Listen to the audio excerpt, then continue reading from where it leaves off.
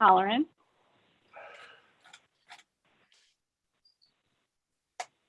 Eileen, you're muted.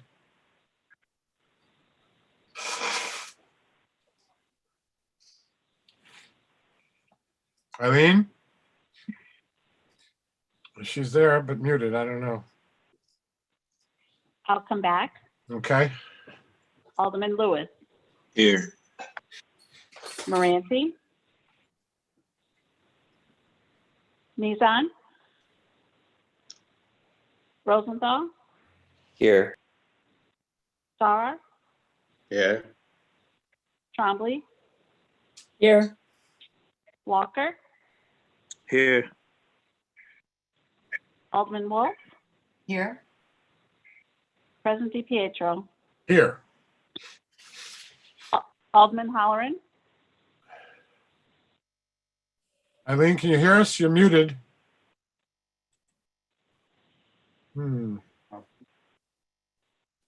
Nope. quorum present.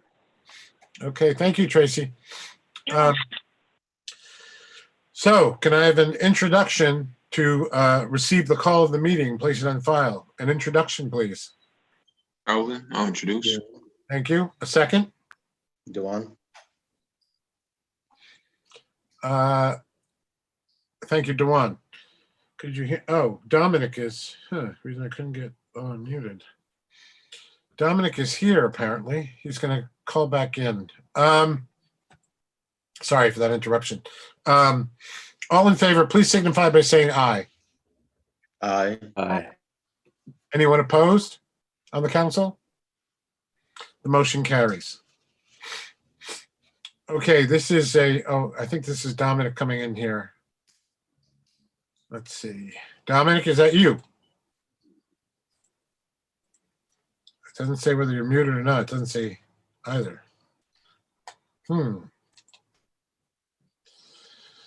Well, in any case, the resolution that we've been asked to have this special meeting to decide on authorizes the mayor to sign a license agreement with Hudson Cruises.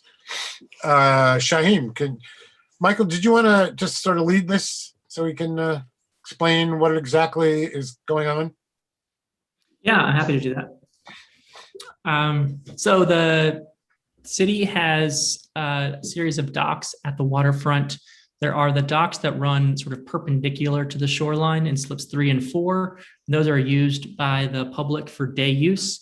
And then there's the sometimes called the commercial dock or the river dock that runs parallel to the shoreline. It's in deeper water, and that is the dock that has traditionally been used for larger boats that are providing, that it's like they're providing services for the public, whether it's commercial or otherwise.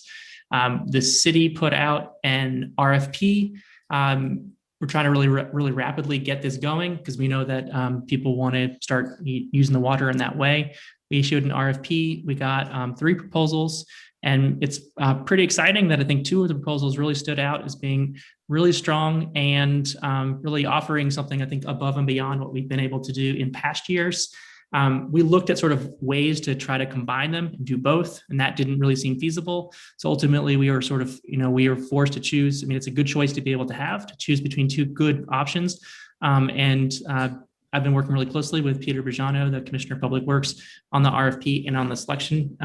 We selected the Hudson Cruises proposal as being the stronger of the group, and that's what we're recommending for the council. And I'm happy to sort of go into more detail about that process. Some like key highlights would be is that in past years, this is like more, they offered sort of like a higher amount of funding for the city than has been offered in the past. So in 2020, we had a reduced season. And so we, we were going to get less than normal. And actually this year, we also have a reduced season because the DEC is going to dredge a portion of the waterfront and have asked that we remove docks by the end of September. So we have a shortened season this year, but despite that, they still offered a higher price than in past years. So they offered $3,400 in cash, a little bit more than that, but they're going to put in and out the docks, which the city can't do without commercial help. So we would net $3,400 in comparison. In 2019 with the full season, we got $2,000. In 2018 and 2017 combined, we got $2,300. 2016, there's no payment recorded. In 2015, we got $1,000. So it's a significantly higher amount of cash in terms of total, in terms of a percentage. I guess we're still talking thousands of dollars. It's not a huge piece of the city budget. They also offered to provide reduced cost programming throughout the year, as well as free to the public rides to the lighthouse during Waterfront Wednesdays. So that's I think it's a better proposal from Hudson Cruises than we've gotten in the past. And so that's part of the reason why we recommended it. And I'm happy to go into sort of more detail if people want.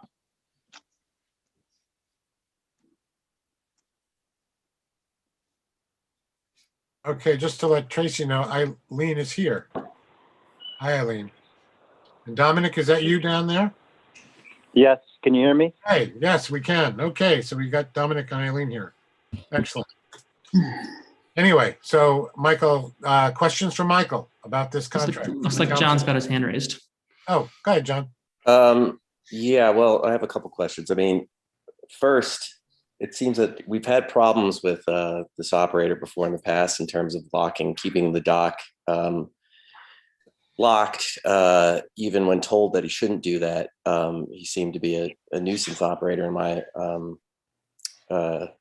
personal opinion. And it seemed that caused the city quite a bit of trouble in the past because of how he chose to operate the business and use the dock as if it was his private dock. So I'm a little, sort of perplexed why he was chosen versus what I understand to be the second proposal that was considered, which was the proposal made perhaps by the Sloop Club. So I just want to get your what the contrast was in those proposals, Michael, and why we are settling on Hudson Cruises, given the problems that the city has had with him as an operator in the past.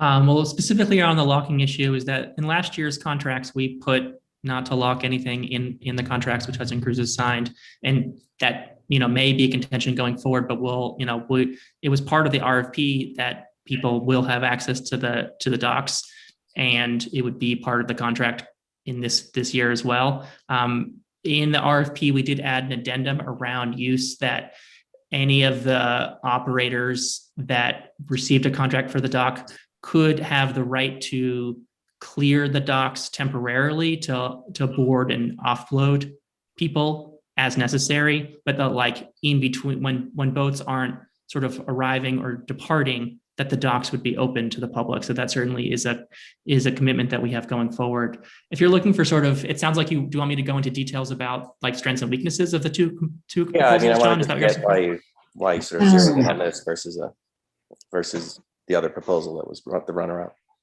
Yeah, so I think the real strengths of the Hudson Cruises proposal is that it's the highest cash amount to the city. It also provides the most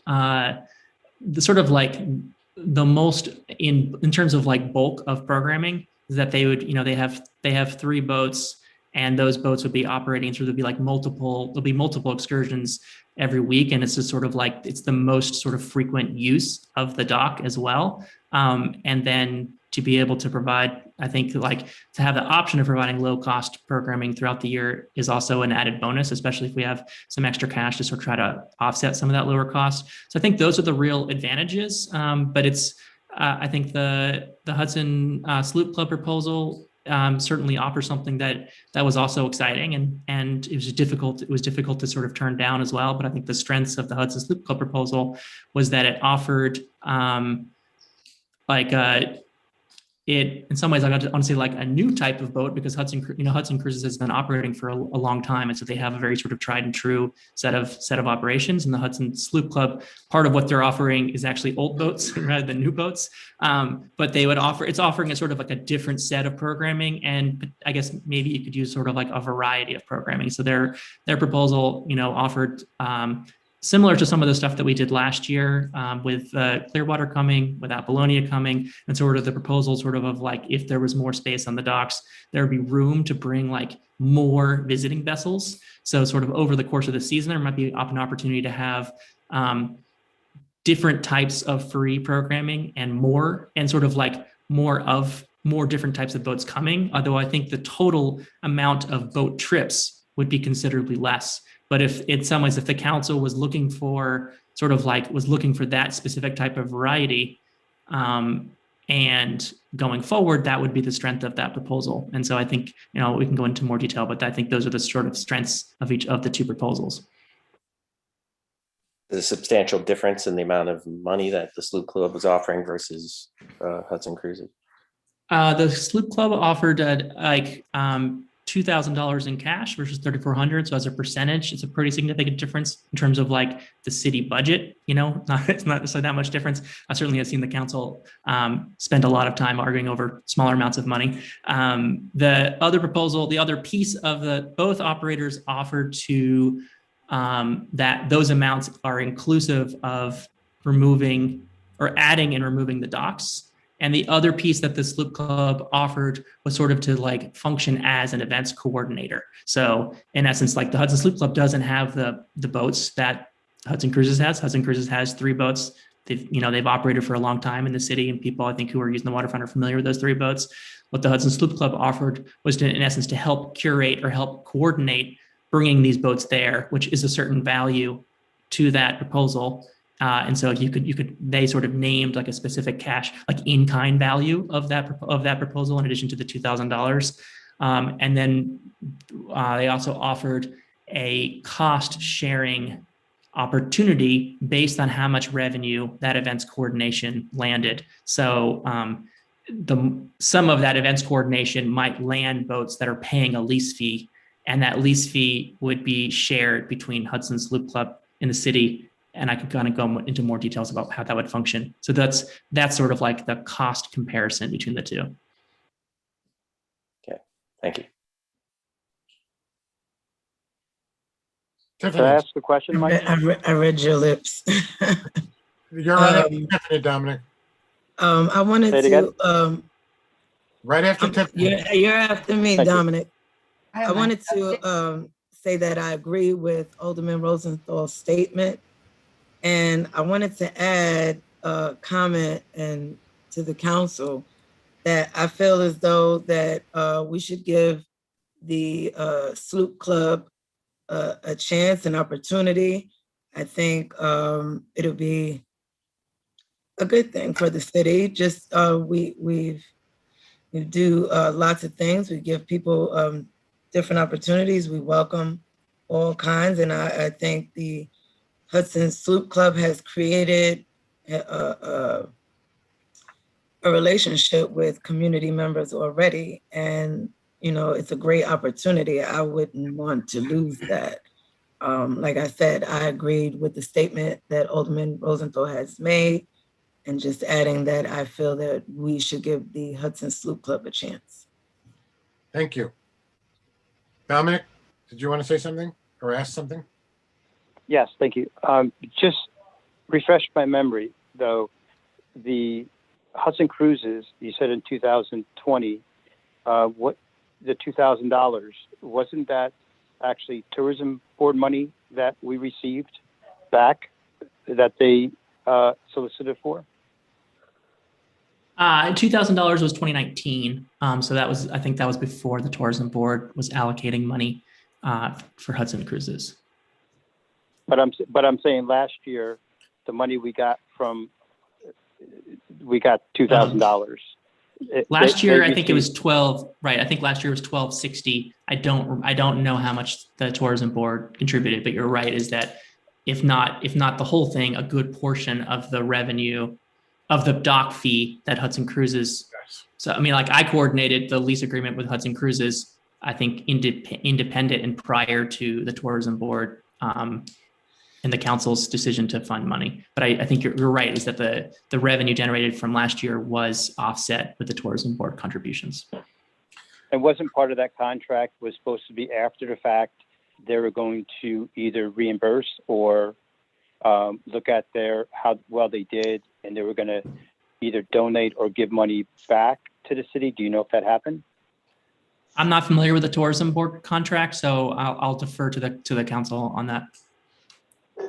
And Yeah. do you know if they're going to solicit the tourism board again for the $3,400 amount for the rental? They haven't I'm so not, far. yeah. They have not so far. Well, okay, but could it be a contingent though, that, I mean. I mean, you know, if we're I going to think we give- could put a contingency, but I think the council could just, ultimately, the tourism board just makes recommendations to the council. So if the council doesn't want to fund Correct. Hudson Cruises, I think you could just not fund it. So I don't know if we have to put it in the contract. So council, Michael, I have asked- my hand up. who's this? Rebecca, sorry. Oh, sorry. Go ahead, Rebecca. didn't Yeah, I see- just wanted to second Tiffany's comment, Alderwoman Garriga, just in terms of, I would be really, I mean, it sounds like sloop clubs, I haven't seen the actual proposal, but it sounds like they're offering more sort of a like community programming kind of approach to the thing. And because of the relationships that are already there in the community, it seems like it would be a really wonderful thing to see at the waterfront. And so, yeah, that's my comment. Mike, what, is there somebody? Yeah, Malachi. Oh, go ahead, Malachi. No, I'm just wondering if there's any way that we can incorporate both in. Would that be problematic? It sounds like a great idea. I guess in talking to the two operators, like I was not able to come up with an agreement where both operators would agree to. But I mean, so yes, that sounds like a great idea. I'm not saying it can happen, but I was not able to do it in the timeline that we had. Michael asked for this meeting, hoping to sign this contract. I just want to get the temperature of the council. I mean, and Michael, I mean, can we, I don't want to take your temperature, but I mean, what's the possibility if we postpone this decision? Does it screw up everything? I know that both operators want to get in the water, and like time is of the essence. So I mean, screw up everything seems like a more dramatic way than I might put it, but I think it's like, I think there is some time sensitivity and there's some urgency to land this summer contract. We're towards the middle of May and we want to get this done. I also understand the council's desire to make the right decision and be thoughtful about it. So I guess like all I can just convey is that both operators have expressed a sense of urgency. And the longer we wait, like the less time that they're able to function at the waterfront, and the less people are going to use the waterfront and the less revenue the city's going to get the longer we wait. That being said, I also encourage the council to feel comfortable with the decision you're making. Okay. They can compromise. Hold on, Malachi. Oh, go ahead. I already, we have another meeting at 6. I scheduled this because I thought it was going to be a kind of pro forma meeting, and that there wouldn't be this dilemma. So I really want to do what the council wants in this case. I mean, do you think we can make a decision right now, or do you want to? I mean, we'd have to do it at least at our next. I think we can make a decision. I think we can make a decision now. I agree with what Michael was saying. I'm sorry. I agree with Michael was saying as far as like the decision with getting that information out there to solicit their programming and get people going and excited about the movement. I think You're breaking up. I can't. I think we should make a decision now. Okay. I would like to hear from the rest of the council, otherwise I can make that motion. Go ahead, make that motion. Nope, you're frozen. Now you're frozen. Move forward with the vote tonight. Okay, do I have a second? I make a motion that we move forward with the vote tonight. Got it. Tom. Jan, okay, with that, Tracy, can I have a roll call vote? I need an introduction and a second on the resolution. We just had it. Tiffany and Jane. Okay. Alderman Garriga, This is the proposal for the Hudson Cruises, correct? Yep. I vote no. Halloran, Eileen, you're muted. Eileen. Oh, here we go. Here we go. I vote aye. I think we should move forward with the contract and maybe encourage the two parties who are interested to talk amongst themselves. We could always revise it if they found an opportunity for them both to occupy some space down there. Thank you, Eileen. Mm-hmm.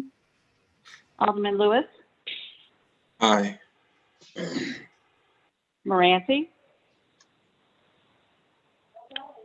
Though I would have liked a little bit more presentation time for both, so we can have an idea, but aye. Rosenthal, Given our history, our problematic history with the proposed operator and the contract, I'm going to vote no. And I would say that it's unfortunate that we're not pursuing the Sloop Club, given their strong support within the community and the variety of services they could offer. And yeah, so I feel that an operator that has locked a public dock in the past shouldn't be trusted with a new contract. No. Thank you.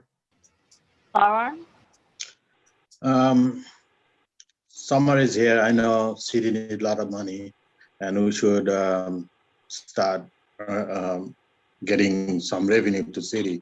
So I agree with Malika. His nice thought. So I think we should give them. I vote yes for that. This resolution, but I think we consider to bring that to the same place. Okay. I'm sorry, Alderman Farrar, is your vote aye or nay? Aye. Thank you. Trombley, Oh, okay, I'm going to vote nay. Walker, Like I said, I don't want to hold, something that was done in the past, over their heads forever. I would hate for somebody to do that to me.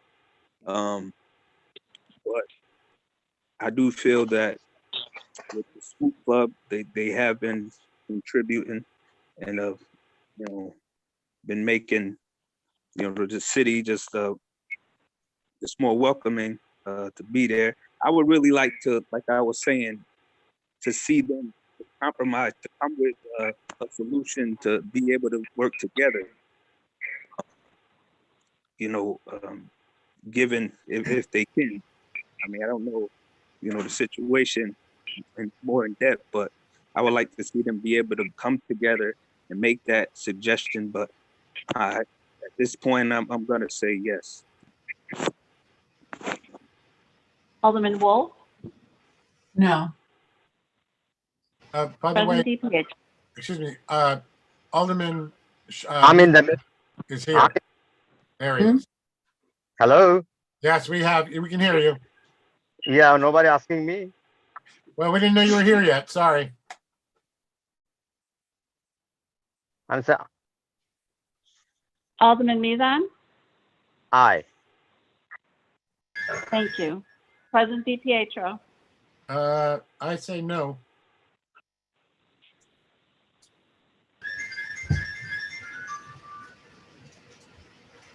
I'm curious. by a vote of 6-5, the resolution has been approved. Okay, thank you all. Let's get over to our regular meeting, and we could even bring it up again there if you would like to. I don't see a reason to, but Yeah, to what end, Tom? We already took a vote. I feel like that was really unclear to a certain extent what was being approved, or like to some, I don't think that was really properly clarified before that vote just happened. That's my feeling. Okay. But let's get to the regular meeting rather than go over this further. I don't see any point to that. Can I have a motion to adjourn this meeting so we can get to our regular meeting? Someone? Calvin? Do I have a second? Dewan? Dewan? Yeah. All those in favor of adjourning, please signify by saying aye. Aye. Those opposed? Okay, carries. Let's go to our regular meeting so we don't spend the entire night here. Bye.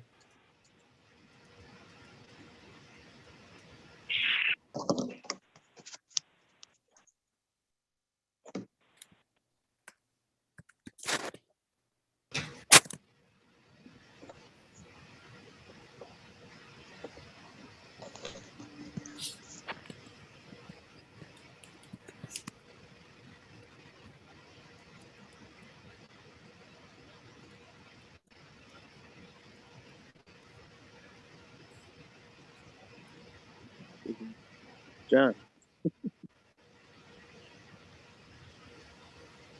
Hey, John, are we still in the meeting or is it? What's going on there, Malachi? No, I'm saying, do we have to go into is this the meeting? I don't know.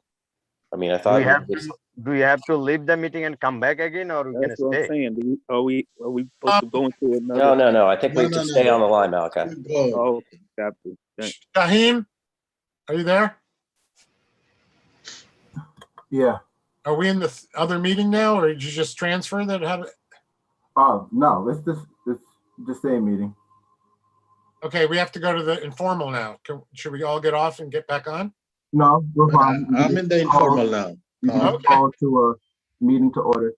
Okay, thank you. I just wanted to make sure. Hold on. We'll get started in a second, folks. But I have to leave 7 o'clock, just letting you know. Okay, Thank you. Yeah, me too, you know. yep. So today is the last day, Tom. You don't have to worry about next time. I'm sorry, Right. say that again? Today is gonna Yeah, be today is the last day for last day Ramadan for for this. meeting. I can't hear you both at once, sorry. I said today is the last day. I mean, this Oh. week is the last day of the okay. Ramadan. Okay, thank you. I mean, thanks for letting us know. Okay, so now we're into the informal meeting. This is the informal meeting of I got the wrong date here, May 10th, 2021.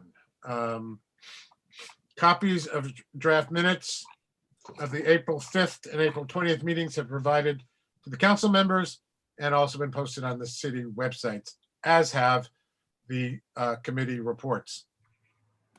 So we can get right to, right to the department reports. Is anyone here from fire? I don't see anybody. Yes. Anybody here from? Yeah, Tom, it's Nick. I'm here. Oh, there you are. Okay. Go ahead, Nick. All right. So we'll start off with April alarms.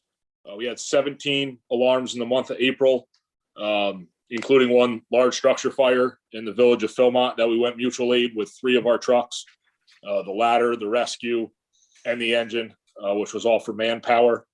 It was a long day in the middle of the week, and manpower was very sparse. So it was a pretty slow month. April was one of the slowest months we've had in quite a while, probably a couple of years. So that's where we are with that. We received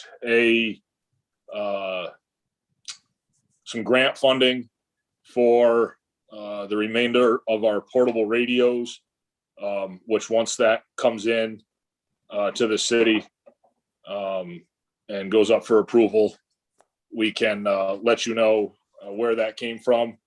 We just haven't received it yet, but it was a substantial amount of money to purchase the rest of the 20 portables, over $30,000. Update on the new truck. I spoke with the salesman today. The cab is being welded as we speak, and the portions of the ladder mounting are being welded to the frame. The cab is going to be mounted to the frame the first week of June, so everything's on schedule with that. So that's moving right along. We should have pictures by next month for everybody to see.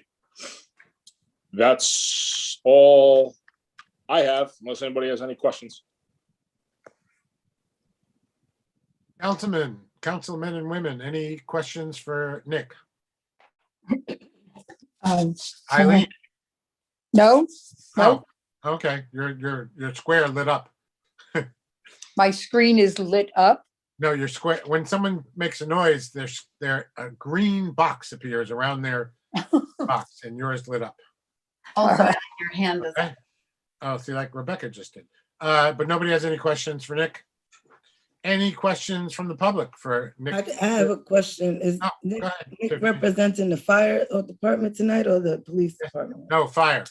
Okay, thank you. The chief is here for the police. Any other questions from the public or the council? Okay, thank you, Nick. Moving right along. Thanks, Tom. The next report up is Heather Campbell. Are you here, Heather? Heather? I am. Okay. Am I unmuted? You are not muted, no. Okay, great. Okay, so I'm just going to go ahead and share my screen.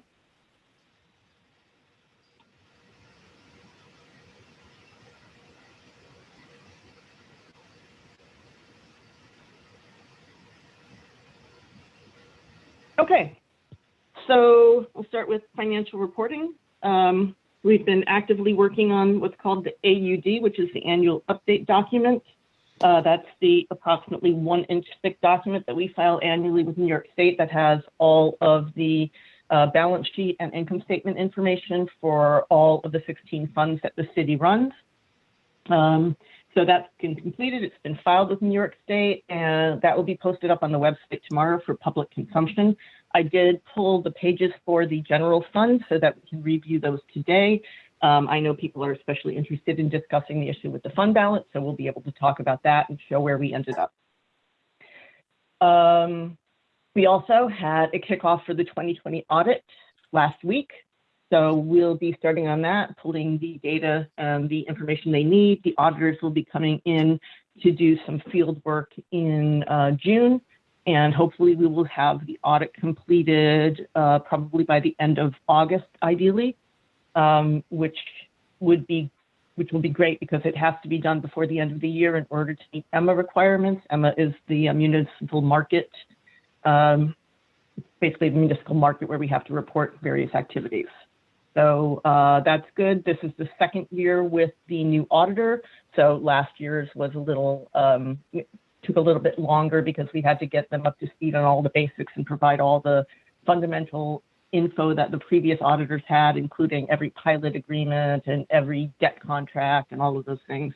They all have that now, so this one should go pretty smoothly. Any questions on that? I was going to plan to talk about the 2020 results at the end, but I can do it now if people prefer. What do you mean? The results of the audit?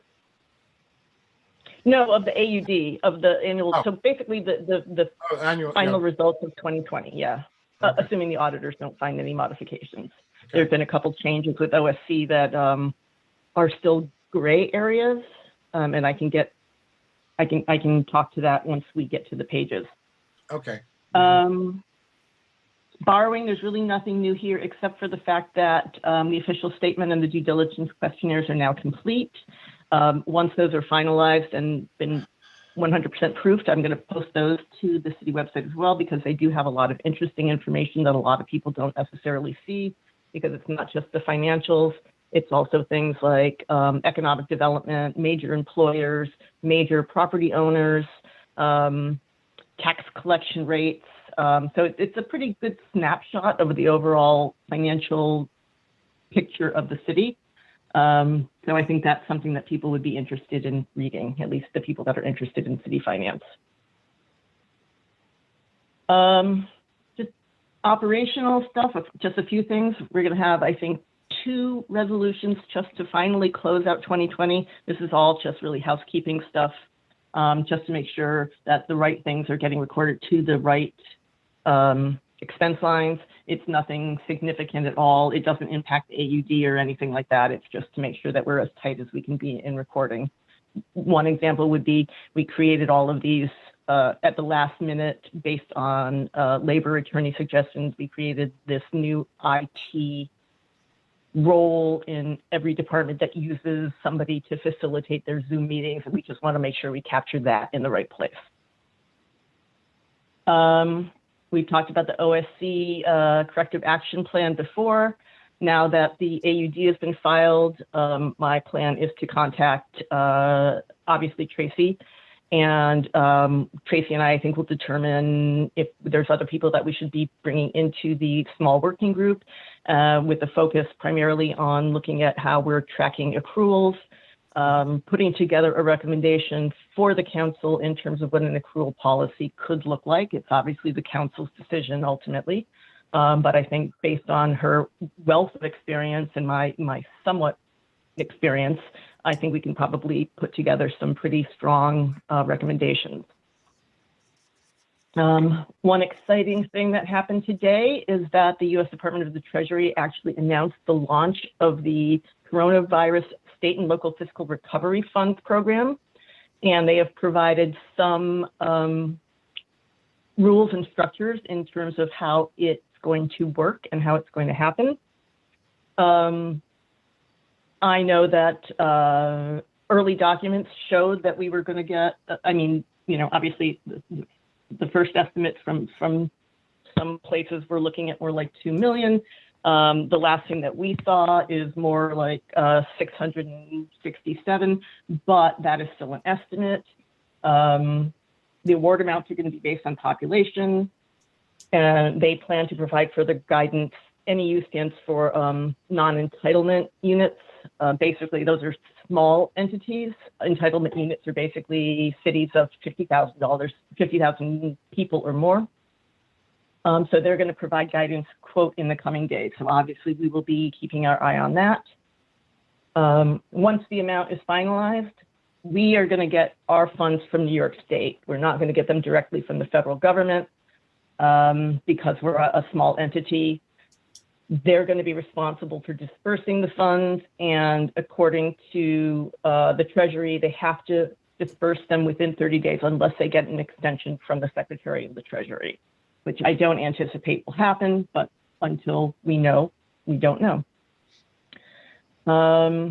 Heather? They have provided, Oh, yes. sorry. Go ahead. No, sorry. No, go ahead.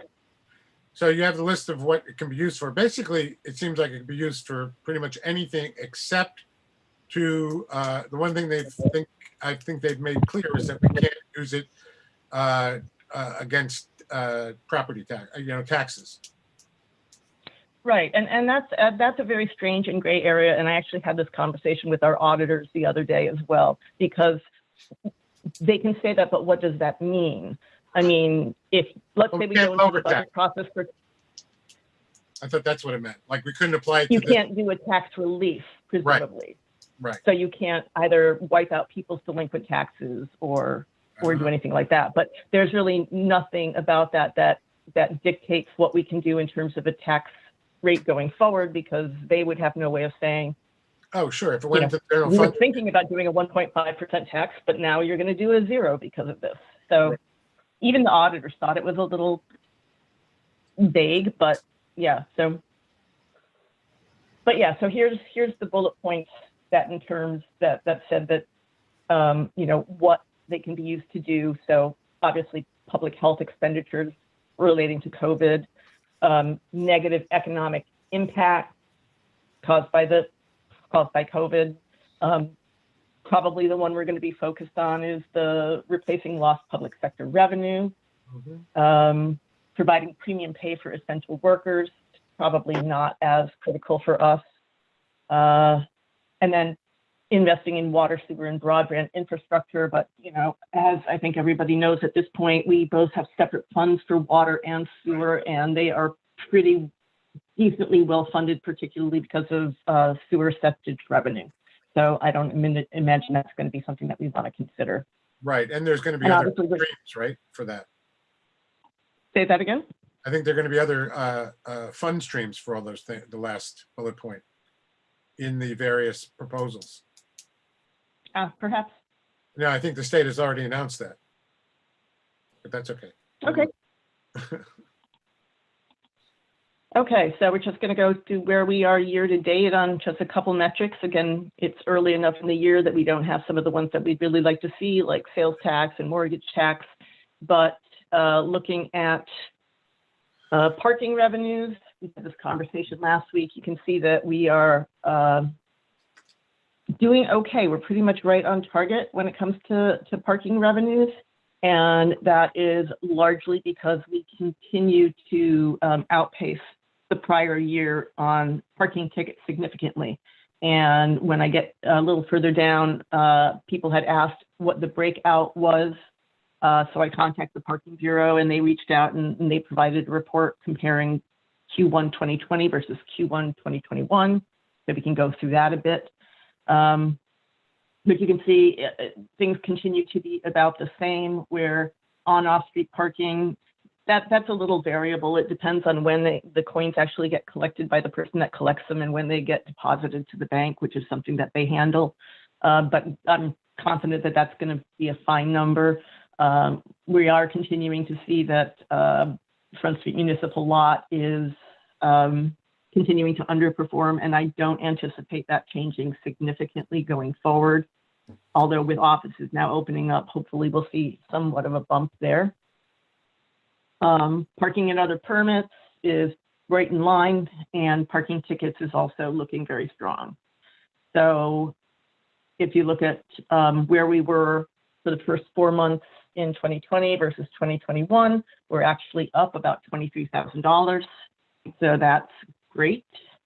And a lot of that obviously has to do with parking tickets. So here is what the Hudson Parking Bureau was able to provide to us.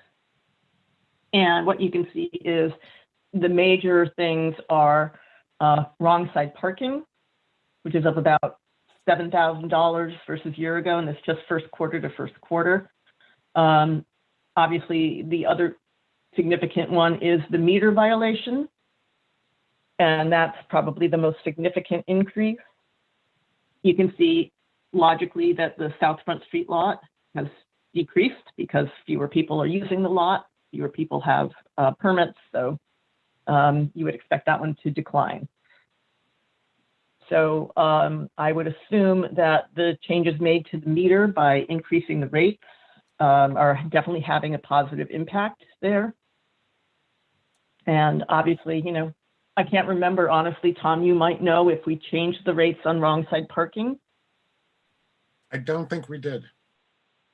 So then that's just our parking enforcement officers being more diligent, or people just getting used to the fact that they used to be able to get away with things during COVID, and now we're tightening up controls again.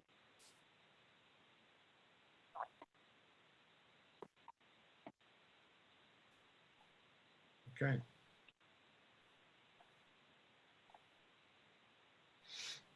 Okay, and just a quick look at building permits and fees. Again, we're looking pretty good here. We're at overall, we're at 41% of budget through 33% of the year.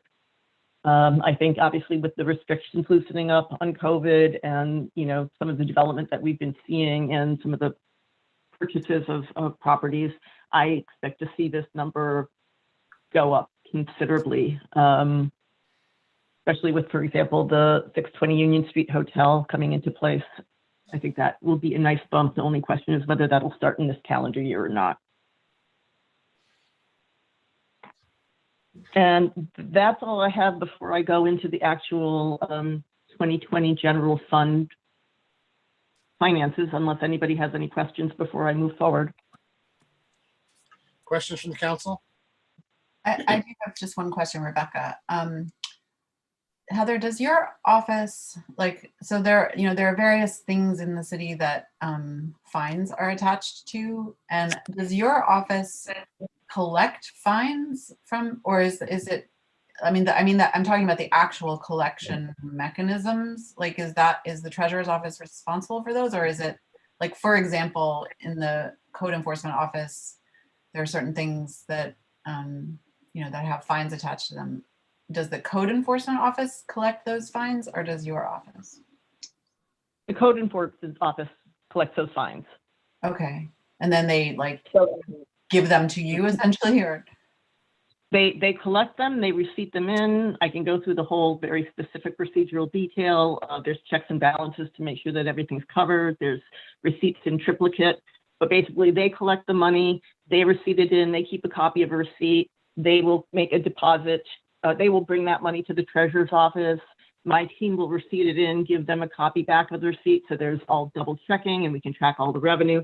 And then my team deposits it to the bank, and that's true with every department. So I'm just trying to think if there's any department that doesn't have fines. I guess the youth department and the senior department don't have fines, but DPW does things like permits, to close streets and things like that. That's how all of that stuff is handled.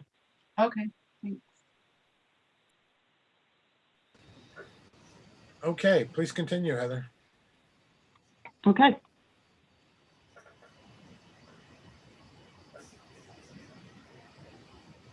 Okay, so the first thing I'm going to go through is the balance sheet and where we ended up. So the balance sheet basically shows what assets the city has.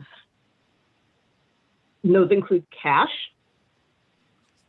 taxes receivable, and you'll notice all of these numbers are positive except for this called the allowance for uncollectible taxes, and that's basically a calculation that determines how much of all these taxes receivable we think we may never collect.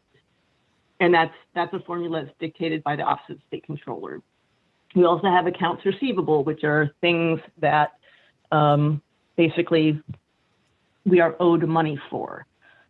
Due from other funds is basically the result of interfund loans. You will recall that often if we're doing a capital project, we will, for example, loan water, $500,000 so they can get this project underway, so we don't have to borrow money. So when they get their reimbursements back, they pay the loan back to the general fund.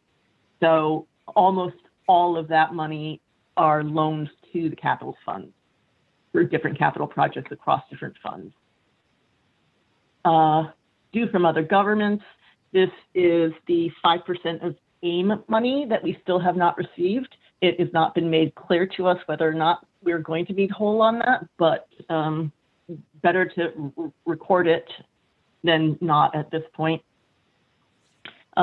Prepaid expenses that's basically the city offers their health insurance is a high deductible plan, but the city actually covers the deductible for employees. And so that's considered a prepaid expense. And then cash special reserves are cash that we have on hand, but that are dedicated to specific things. One of the major things here would be obviously the money that we have set aside for the fire truck. So you can imagine that number, unless we create another special reserve for an upcoming capital project, which is of course something I think we should always be looking at doing. You can expect that number to come down next year. So total assets of 8.2 million. The next section is liabilities and fund balance. So our major liabilities are accounts payable, so obviously things we've purchased that we haven't paid for. Due to other governments, that was some city-owned pilot payments that hadn't been paid out by the end of the year. Due to the Notorious retirement system and to the school district is because we collect, the school district issues its own tax bill and is responsible for collecting them. But as of November of every year, we have to, we become responsible for collecting the outstanding taxes within the city of Hudson. And then after 2 years, we have to make them whole on whatever it is that they are outstanding, whether or not we've collected it or not. Deferred taxes is a relatively arcane thing. It has to do with, it's directly tied to the allowance for uncollected taxes, and basically kind of says we still might get this money. It's a very specifically weird thing. The capital reserve funds, that's 353. That's what we have set aside for the ladder truck at this point. The 253 includes a bunch of other things, most noticeably about 153 for the remainder for the tourism board reserve. And then there's a bunch of sort of legacy and ancillary reserves that are included in that as well. So here's the 499,000 that we used to balance the 2021 budget. And the 724 is the assigned unappropriated. So that's basically all the stuff that was budgeted in 2020 that didn't get spent, but can't be released to fund balance because it's committed either through a grant or a purchase or something like that. So at the end of the day, I know when we were talking a week or two ago before this was finalized, we were looking at maybe $2.5 million in unassigned fund balance. It's actually dropped to a little below 2.4, but still obviously better than some of my earlier projections. So that is sort of where we are on that. And what you'll see, and I don't know how much detail you'd like me to go into in terms of the income statement, but I think the most critical thing to know in the income statement is that expenditures exceeded revenue by slightly over $500,000 this year. And if you're interested, I can go through some of the reviews of things. I'm not sure how much detail you'd like to get into at this time on that. So I will leave that up to you guys. I think we could read that at our leisure. Is there anything there that we should know, like immediately? No, I think everything, the fund balancing, notwithstanding the revenue projections, were actually pretty accurate. So we saw what we thought we were going to see, which is we obviously saw a big decrease in lodging tax. You can see it went from 340 down to 220. So that was a pretty big hit.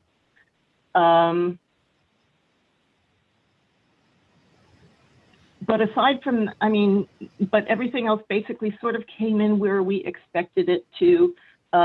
Again, some of the parking revenues were lower, particularly because of South Front Street, because people aren't, commuting into the city for their jobs during COVID. So we took a hit there as well. It was offset by some other positives. Mortgage tax was a little higher than we thought. Sales tax was decent and higher than we thought. But those are pretty much the highlights.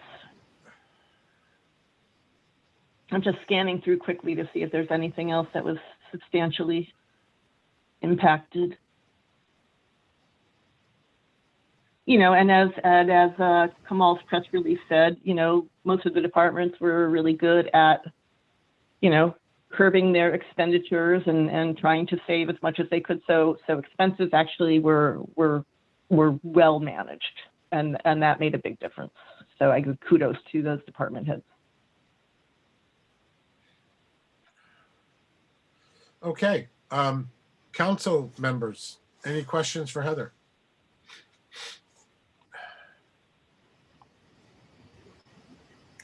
Is there any funding there that we can use for the youth department for the summer outdoor programs?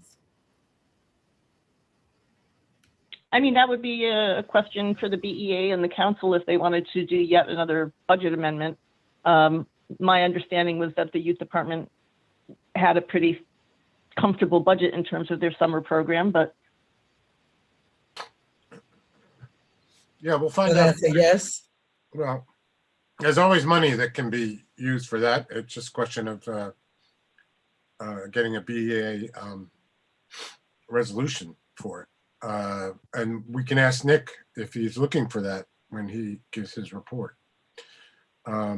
The other thing, oh, sorry, Tom, go ahead. Oh, go ahead. That's it. I was just going to say, in my opinion, if we were going to, the first thing that I would like to do if we are going to amend the 2021 budget would be to provide resources for the senior center. Because right now, the senior center literally does not have an employee. And I think that is. Well, they have the budget for a part-time employee, so that's not, I mean, they may not have, we can ask Robin about that, but they do have the budget money for a part-time employee. Whether they have one or not is. So basically, we just need an announcement that we need an employee for the senior center. We'll have to ask Robin. She's coming up soon, so we can ask her. She's up next, actually. Okay. Yeah, but I would just, if we could get, a full-time employee there. Agreed. Because that would make all the difference, I think. Yeah, I think the senior center has a budget for the employee, but yeah, we'll wait. Only part-time, right? Mm-hmm. Yeah, and I think the key is, not to think that, I mean, we should be glad that it's turned out the way it has in terms of what's in the general fund, but it doesn't mean we can, go on a spending spree. But nobody's talking about that either. I wouldn't call it a spending spree. I'm not saying you are, Tiffany. I'm just I don't want to give the impression. I mean, I would say we lucked out, but that's not exactly how it happened. Any questions from the council for Heather? Yeah, I do. Go ahead. Jane, please. Yeah. Heather, can you take down your screen so I can see everybody too? So, it's easier for me to. Go ahead, Jane. Okay. So Heather, thank you for breaking out the parking thing. As you know, that's been a stick in my craw, and it was very interesting to see how much of the parking thing is generated by alternate side street parking. I myself am a proud contributor to that fund. The other thing I would just like to mention in response to Tiffany's comment about additional money and where it might be allocated, and I know that Robin is coming up next, and I just sort of as a prelude to that, I want to toss my support in for additional funding if it's possible in support of the senior center. I think that we are perhaps not as focused on that demographic as we could be or should be. And I know that Robin is going to be addressing the council. But I think that's an important consideration for the council to think about and to seriously consider forward. Okay, that's it. Thank you, Jane. Tiffany. Yeah, Jane, I don't disagree one bit. I've always supported the seniors. I hope to become one someday. But I know that we have a budget set for the seniors and for a part-time employee. If we can see, and I know it was like really hard during that time when the departments were, deducting their budgets. Mm-hmm. And I don't know if you remember, but the youth department was being really criticized at that time. And I just want to make sure that, and I say this every year of every 2 years, I don't want to see our children neglected at any point. People are saying how they see them around, they're not doing anything. And this is where the youth department comes in strong with indoors and outdoor activities. And the seniors are set. I love my seniors. Like I said, I hope to be there. If we can get some money for both, that would be awesome. Okay. Let's leave it at that. I feel strongly about the seniors. And anyway, I don't want to hog this conversation. Let's move on. Okay, thank you. Council members, if you're done, does the public have any questions for Heather?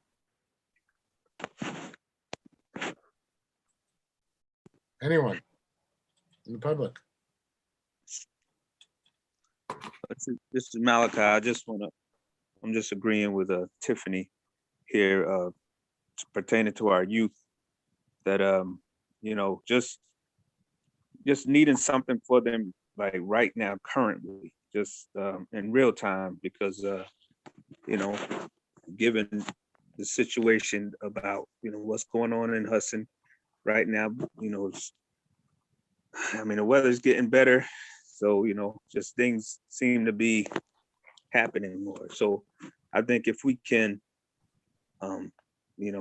get funding to just allocate towards our youth, which, that I think getting them in perspective and, having them busy with things to do will definitely just benefit the city in a great way. And I'm all for it. Looking forward to doing something for the youth. But if anybody got, just some ideas of what else we can do to, keep the youth busy.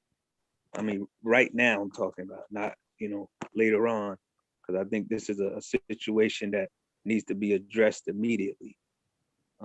So it's my 2 cents with this. Okay, thank you, Malachi. Any questions from the public for Heather?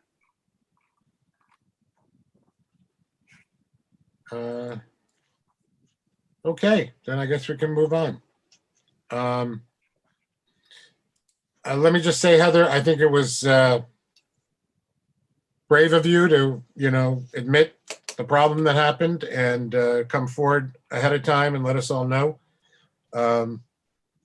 And it was great news. So thank you for your reporting.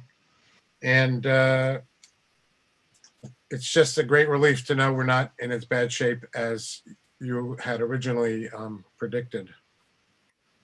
So thank you. Agreed. Agreed. Moving right along, since we're talking about youth and the elderly, I think Robin is up next to talk about the elderly. Robin, are you there somewhere? Yes, I'm here. Thank you so much. And thank you to those of you bringing up the senior center and the need for additional funding. Yes, there is money for a part-time employee, but without a full-time employee, it becomes very disjointed. I don't know if people realize now, but with the budget we were given, we don't have enough for cleaning staff. So DPW has been really pitching in and helping out as much as possible. But it really, we can't have them come in as much as we would need in order to open safely. So there is a real need for staff to make the senior center safe enough to reopen. Along those lines, the county meal site with the Office of the Aging is scheduled to open May 24th at the firehouse. And that will be 5 days a week. And obviously the social distancing protocols will be in place. But that will be able to provide seniors in the community with that meal site again. But the senior center was hoping to open alongside them the same day, but we don't have the staffing to do that. So it is a bit of a dire situation. We are maintaining our ongoing programs, virtual programs, and then also outdoor programs. So those will continue. But in terms of having any programs in the senior center, we do need additional funding to make that possible. So we are also working on establishing the senior center as its own department.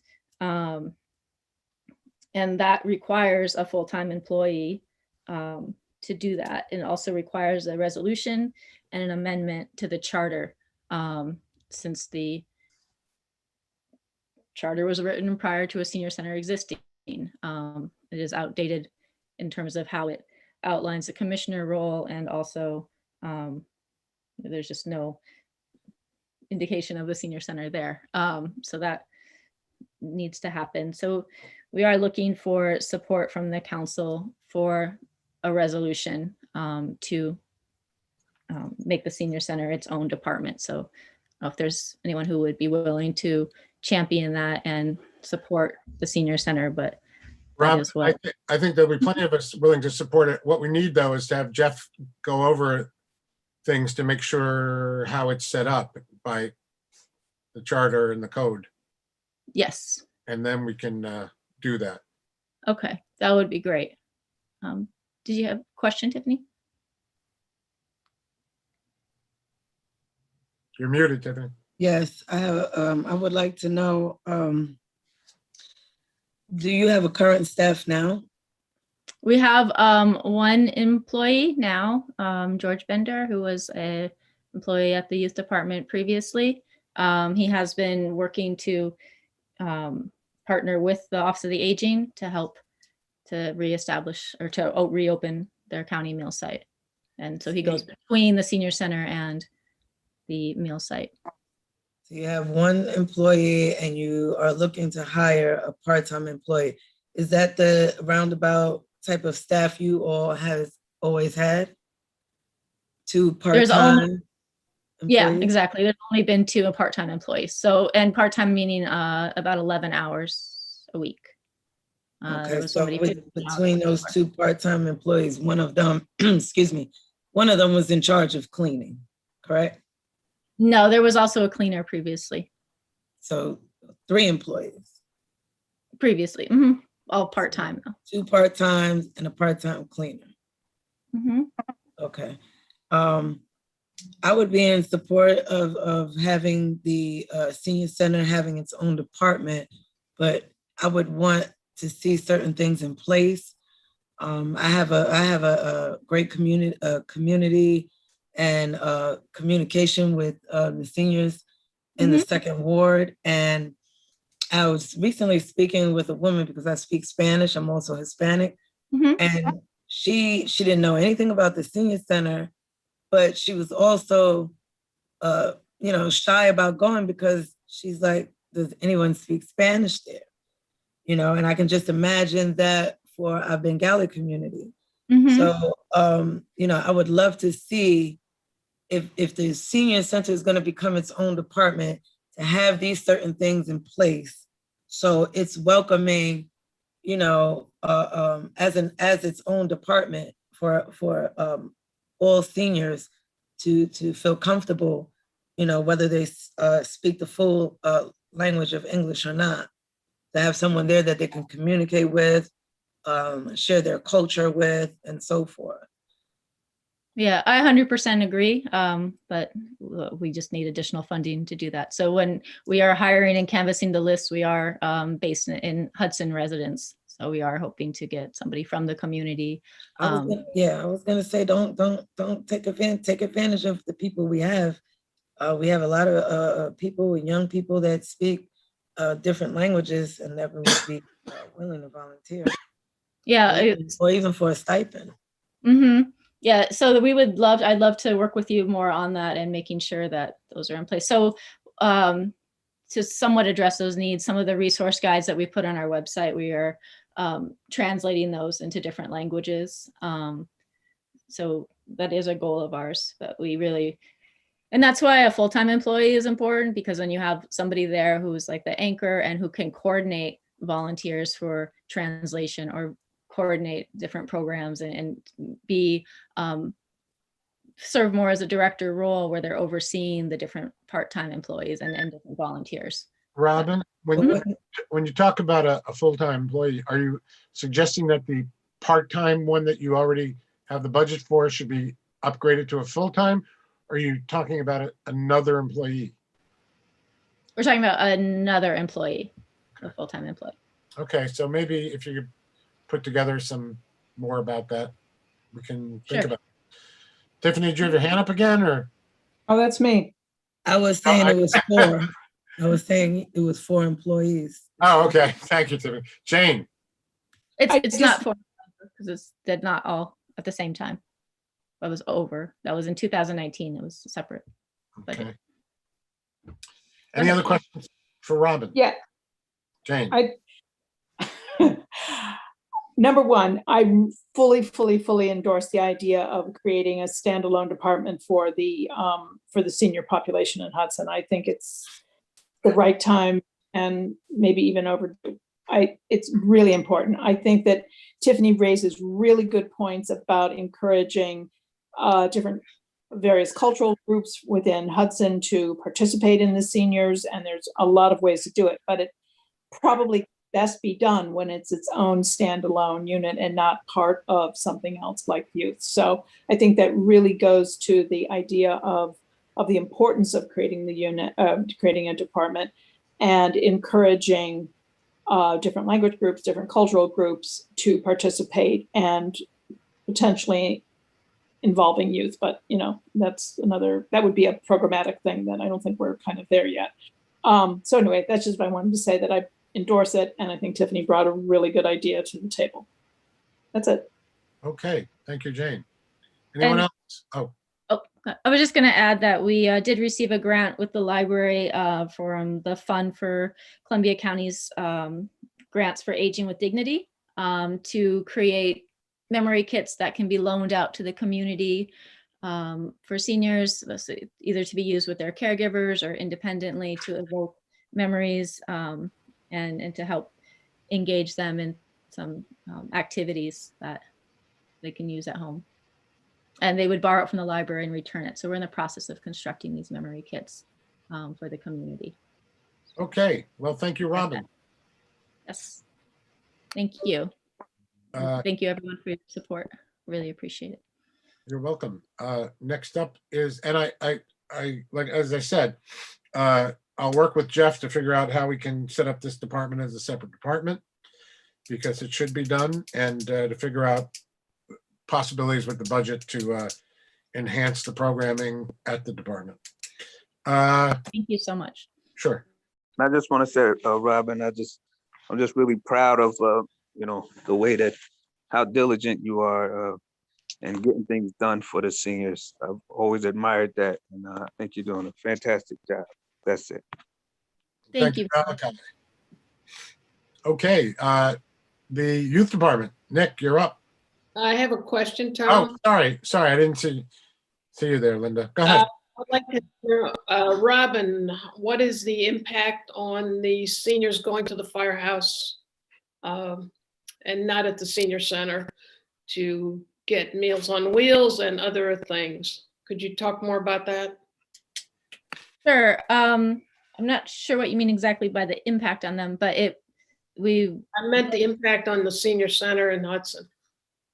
Yeah, it's more of an expansion. It's not necessarily, it doesn't negatively impact. We are working closely together to make sure that our programs complement and that we are making people aware of both sites. And so we are looking to expand the programs at the senior center once we receive funding and staff and all of that to enhance what already exists. So we're not trying to overlap. It doesn't have a negative impact in any way. And actually, the Office of the Aging does pay rent. The county pays rent now at the firehouse, so it's additional money for the city.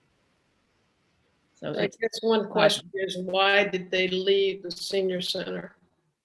Well, they had reviewed the firehouse prior to moving into the Galvin space at the library.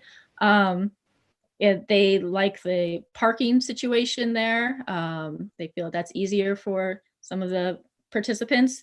They had originally used a large room.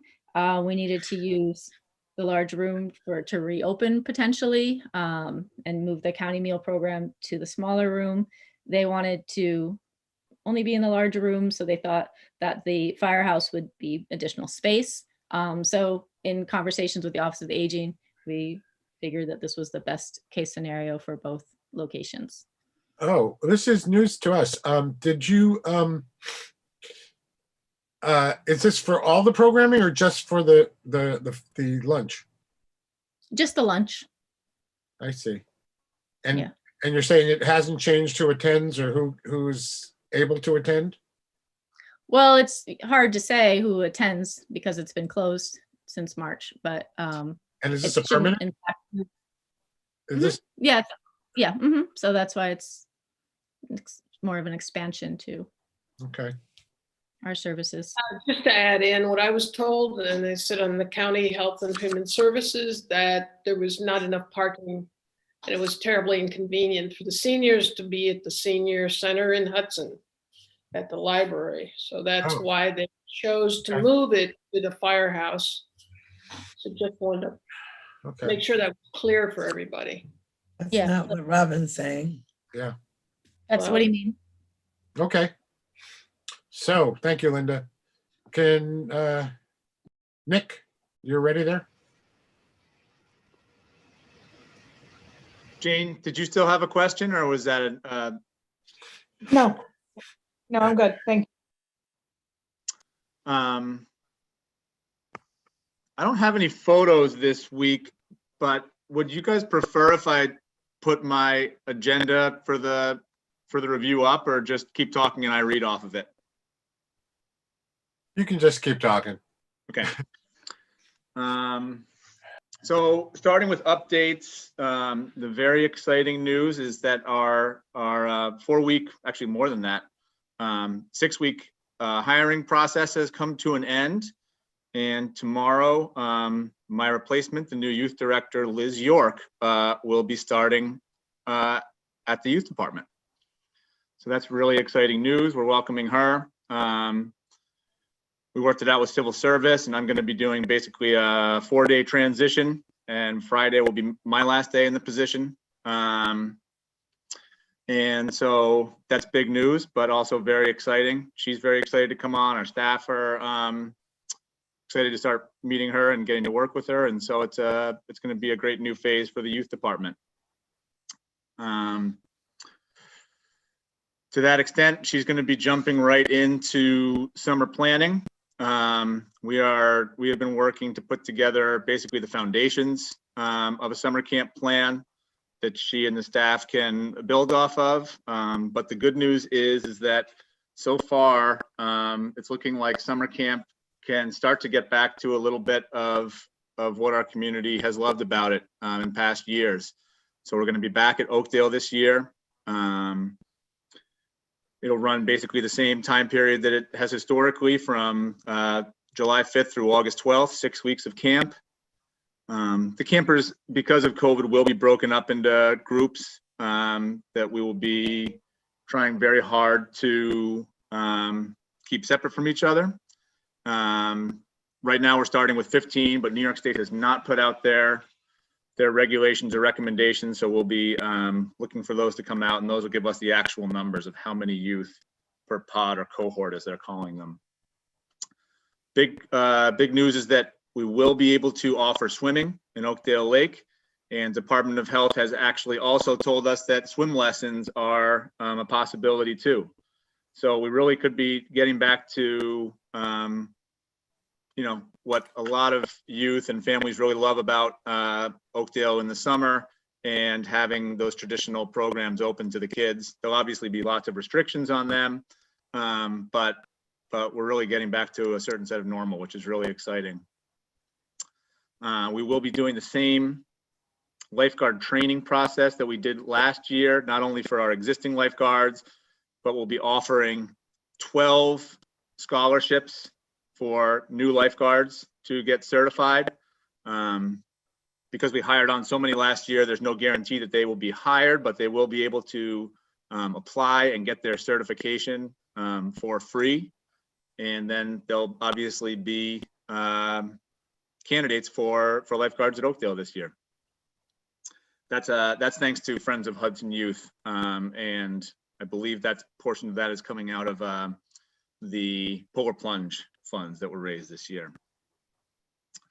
And it's looking like Department of Health has also given us the okay for field trips and food service for this summer. So again, we are definitely looking forward to that. And I guess that could be a good segue into Alderwoman Garriga's comments about the budget. And we did change the budget from the original proposal in the efforts of trying to reduce the overall budget because of worries about COVID and about budget and about revenue shortfalls. And so there was a significant amount taken out of our budget, specifically that came out of the summer camp and Oakdale lines. And so I think that I guess what I would say is that I would love to see the council replenish some of those funds that we specifically took out for COVID related savings. And my friendly challenge to the council, and I'll exempt Tiffany from it since she's been such an advocate, is that I would love for the council to put together a resolution to bring those funds back to our budget, just so that the new director can come in and not have to do that herself. And that can be the council saying, we need this funding for the youth. We need to support this. We took it out of the budget, but we want to put it back in. And it doesn't have to be a new director coming and asking for more money, because I think that would, I wouldn't want her to have to do that. But I think that would be a great thing for the council, as Tiffany suggested, if folks were up for it. And I can give the exact figures for what was taken out. I was been looking at it while we're talking. It was roughly around $12,000 for summer programming that we took out. I think we should support the Hey, kids. Nick, if you can send me that information, I'll get a resolution ready for next Tuesday. Thank you, Tom. Thank you, Tiffany. So at the youth center, virtual programming is still going on. That's through direct outreach to youth and direct programming, and also through social media platforms. If folks haven't checked out our Instagram, Facebook, and TikTok, then please do that. Our youth workers are putting out a lot of great content. It's very good to see. In preparation for the new director coming on, we finished up almost all of the kind of repairs and improvements to the youth center. I think at this point, almost every wall, every floor, everything has gotten a fresh coat of paint. Incredible cleaning, lots of refinishing. It looks really great in here.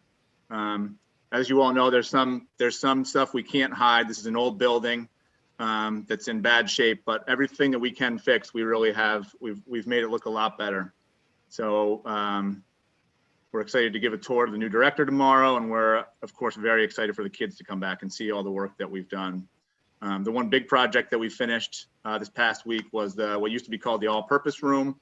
It's now kind of audio visual, and a lot of you saw last year we did a public green screen outside because we're doing so much video programming with our youth, and now we have a green screen inside. So you know, the youth basically have the capability to, both with audio and visual, so whether it's making a movie or making their own song, start to finish, they can record, edit, produce, and publish material right out of this new room in the youth center. We have all the technology, the software. Our staff are being trained to process and facilitate that. So it's an exciting new set of programs and kind of offerings for our youth. Up and coming, some folks may notice that we took the lifeguard chair down, which was in bad shape. Friends of Oakdale is going to be helping to pay for a new one. I think we're looking for donations of wood from a couple hardware stores, but we're going to be putting up a new lifeguard chair. A lot of you know that was in pretty rough shape last year, past few years. So that'll be a great new addition.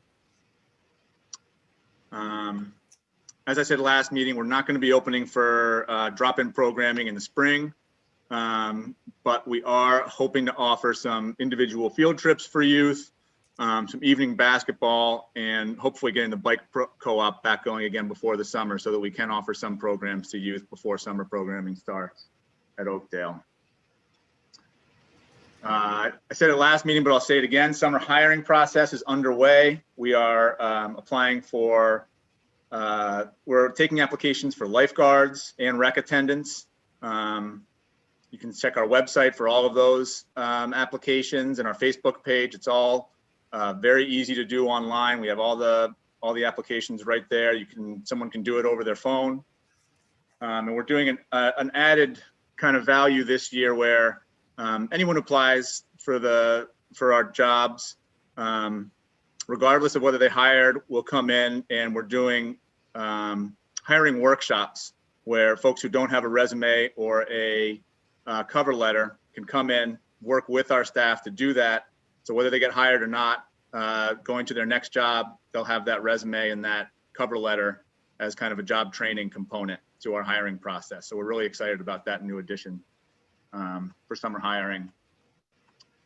I was on the phone with Columbia Green Workforce. They're still taking applications. I think they're ending very soon though for workforce hiring through them. We'll be working with Columbia Green again this year to bring folks on through that program. Highly recommend that folks who know youth ages 14 to 16 which is a little younger than we hire on, to apply through that program. And then we have opened up summer registration for Oakdale this year for youth and families, but it's been a directed program to the families that we work with, and we've kind of prioritized. It will be open to the general public this Wednesday, May 15th. So you'll see that open up on May 15th for everyone on our Facebook page and website. We will be capping the number of youth who can register for summer camp until we know our final numbers from the Department of Health on how many youth can participate in one pod or cohort. So we'll, at the current level, we're capping at 60 youth, occupying 4 groups of 15, and we're setting a maximum limit at 100. So the first 60 youth who sign up for Oakdale camp will get registered. Everyone after that will be put on a waiting list, and if we get numbers from the Department of Health in New York State, we'll increase the number of pods and the number of youth per pods if allowed, to go up to 100 youth this summer. So that would be a really great thing if we could get back to closer to our pre-COVID numbers and try to serve 100 youth. I feel like that would be a really great service. We are very aware that a lot of families in Hudson have been hit very hard by COVID, and the lack of daycare, the lack of youth programming, as Malachi said, has really been detrimental to our community. And we're really excited to open up this summer and try to get back to what we used to be able to do and to offer that programming and that service for Hudson youth. So that's really our main focus right now, to try to serve as many youth this summer and provide as safe and fun of a program for them as possible, and give a little break to Hudson parents this year in our community. And that's the last thing I have, unless any folks have any questions. Well, before we take any questions, Nick, this is your last meeting as youth director. I want to thank you for what you've done with the youth center these past years. It's been a struggle, but you've really, done a fantastic job, in my opinion. I'm sure most of the council agrees. So I want to thank you on behalf of the council. And any questions? Yeah, Nick. this is John. I thank you You too. took some of the words right out of my mouth. Yeah, Nick, I'm still in disbelief, man. This is Malachi, man. You're right, Malachi. Is that it? Yeah, no, just Nick knows he's just been an inspiration for me. Just being here today is just from some of the works of Nick doing. And I'm, just gonna miss you in position. I spoke to a lot of other people that, you've had a very huge impact on this community and the kids, and you're just gonna be missed, and just some huge shoes to fill. I'm sure that this next person coming on is gonna be great for the position, because you helped pick them, but it's just a huge shoes to fill, and for your position. Gonna be missed, man. Thank you, Malachi. I don't know who got their hand up first, but I'll go with Tiffany. You're next, Rebecca. Yeah. I wanted to say the same thing. Your dedication to our children, particularly the kids that I represent in the 2nd Ward, is tremendous. I remember just, seeing you guys at the waterfront cooking fish. And I was just like, oh, you have to do this all the time. So that was the best. And just seeing the smiles on the children's faces and just running up to you, Nick, always have something to say. That's a beautiful thing. And you will be 100% missed. Just come back dressed up as Santa once in a blue. I also want to thank the Friends of Youth for looking out with the replacement for the can't even say it now. The lifeguard chair. The lifeguard chair. Thank you. So thank you to the Friends of Youth, because that's extremely important. And I'm looking forward to meeting woman who's taking your, I wouldn't say taking your place, but taking on that position. So I think thank you're you all again. really going to like her. I'm excited to introduce you to her. Thank you, Tiffany. Rebecca. Oh, yeah. I just wanted to also say thank you. And I'm excited to see your next chapter. And also, I was just going to ask if you could tell us anything, just like the bare bones about the new person, just like where they, you know, any little tidbits. About the new director. Yeah. Yeah, her name is Liz York. She is a Columbia County native. And, you know, we didn't get a huge number of applications. It's very difficult to hire for a position like this at the salary where it's at and limit it to Columbia County, which we have to do for civil service. And so when Liz's application and resume came over our desk, all of our jaws kind of dropped because she had the experience supervising large numbers of staff, in directing and facilitating youth programs, in working on budgets. And her last job was at a residential treatment facility. So she understands a lot about the population we're working with and a lot about difficult youth who have had trauma and have had hard upbringings. And so she really comes with everything. And so it was really amazing to find a local person who was willing to take it on. And, you know, it was a really long process. We had interview after interview. We did process with our staff. Then we brought in community members, basically family members of the youth who we work with and mothers of families who we serve to help in the process. And it turned out that you know, some of the mothers who work with us knew her and had great things to say about her. And so it was a really exciting connection to make. And when we finally got to offer the job after this long process, it meant a lot to me because she was incredibly excited. She'd been just waiting every day to hear something, and she's so excited. And that's such a big thing for me, to see somebody who has a lot of energy and enthusiasm. And I think, like I said, I think it's gonna usher in a new phase at the youth department. And yeah, I'm really excited to introduce you to all to her and get you to know her more.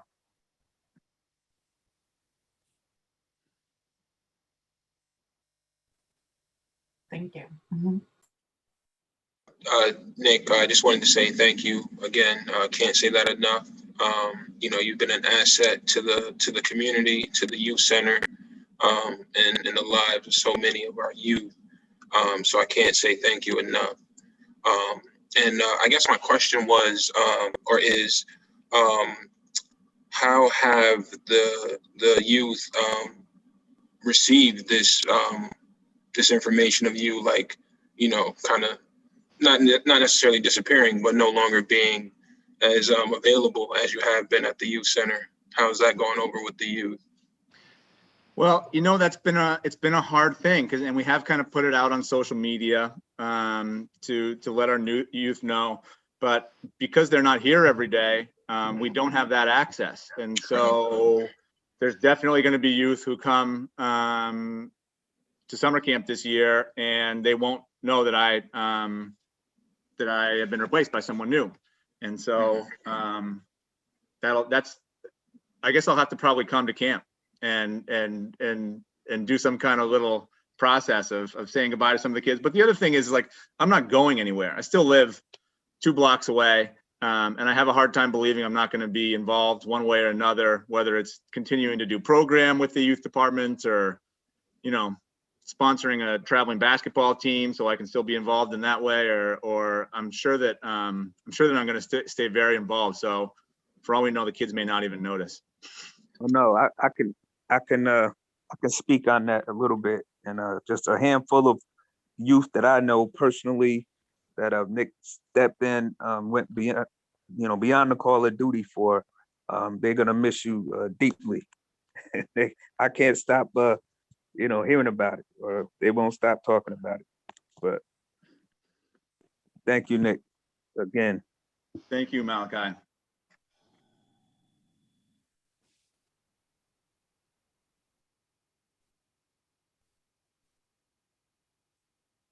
Tom, we cannot hear you. You're muted, Tom. Sorry, I'm trying to avoid everybody hearing me sneeze and everything. Sorry.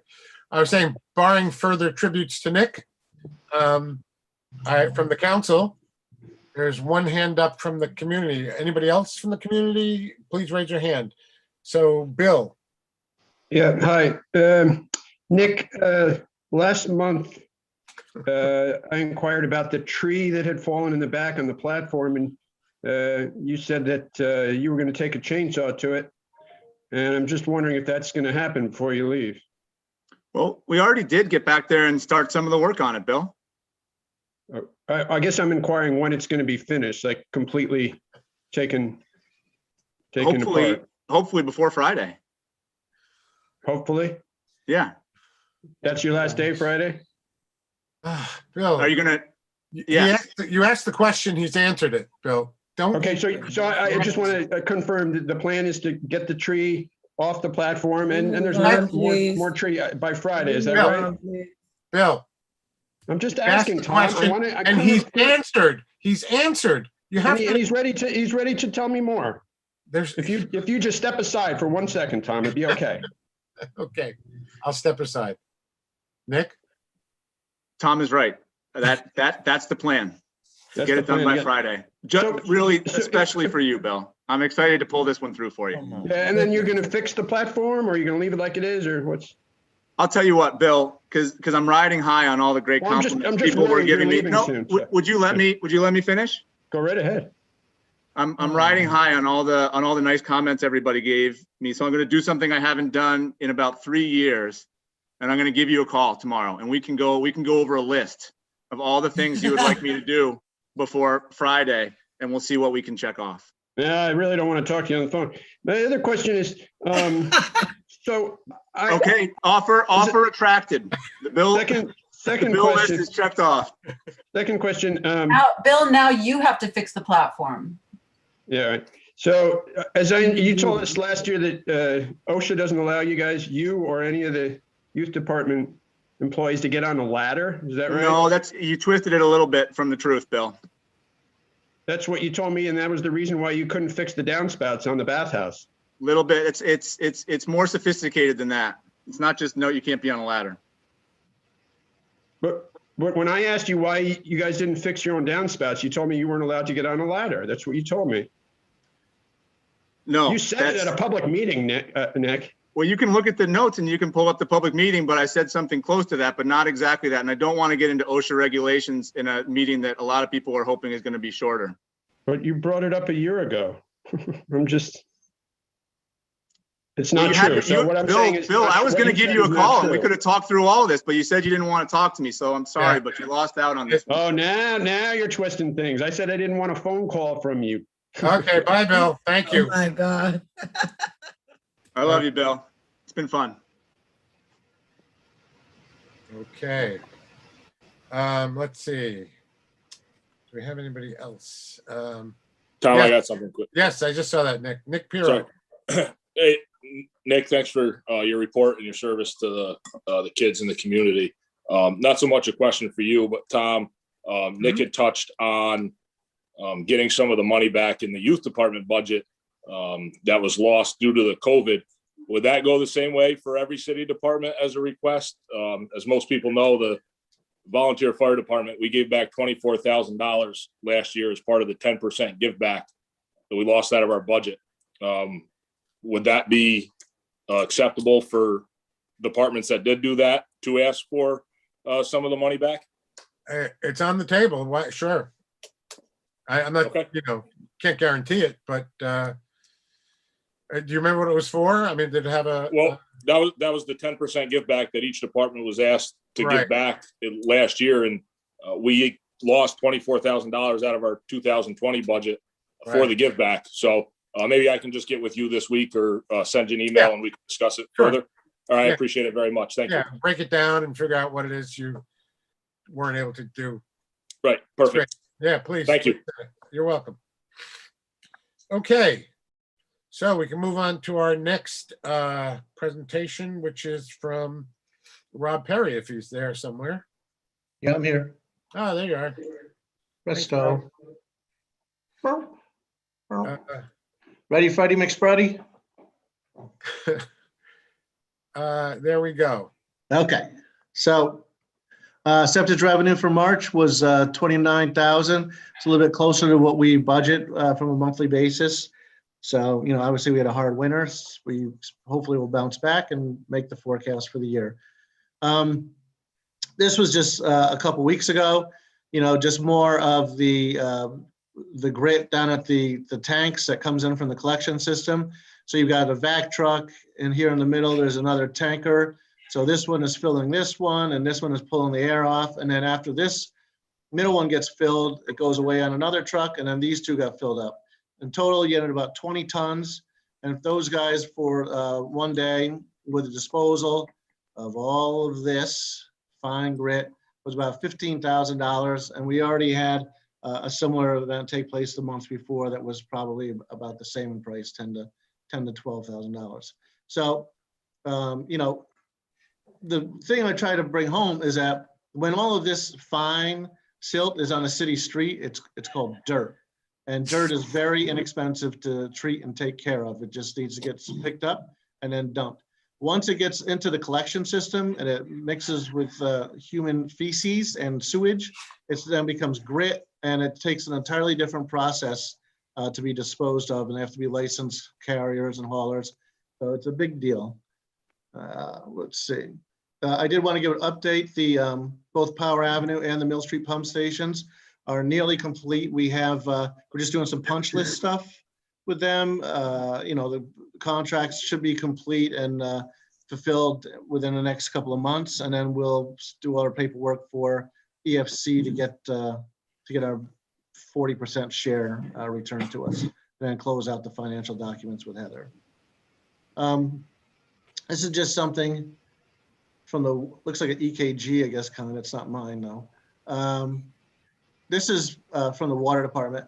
So we have these, we've been experiencing these wild fluctuations in pressure, back pressure. There's a huge valve at the head of the plant that holds the reservoir back.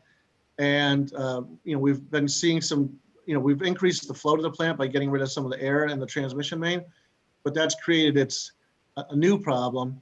And what we're seeing is something that's called, I always forget how to say this name, hysteresis, I guess.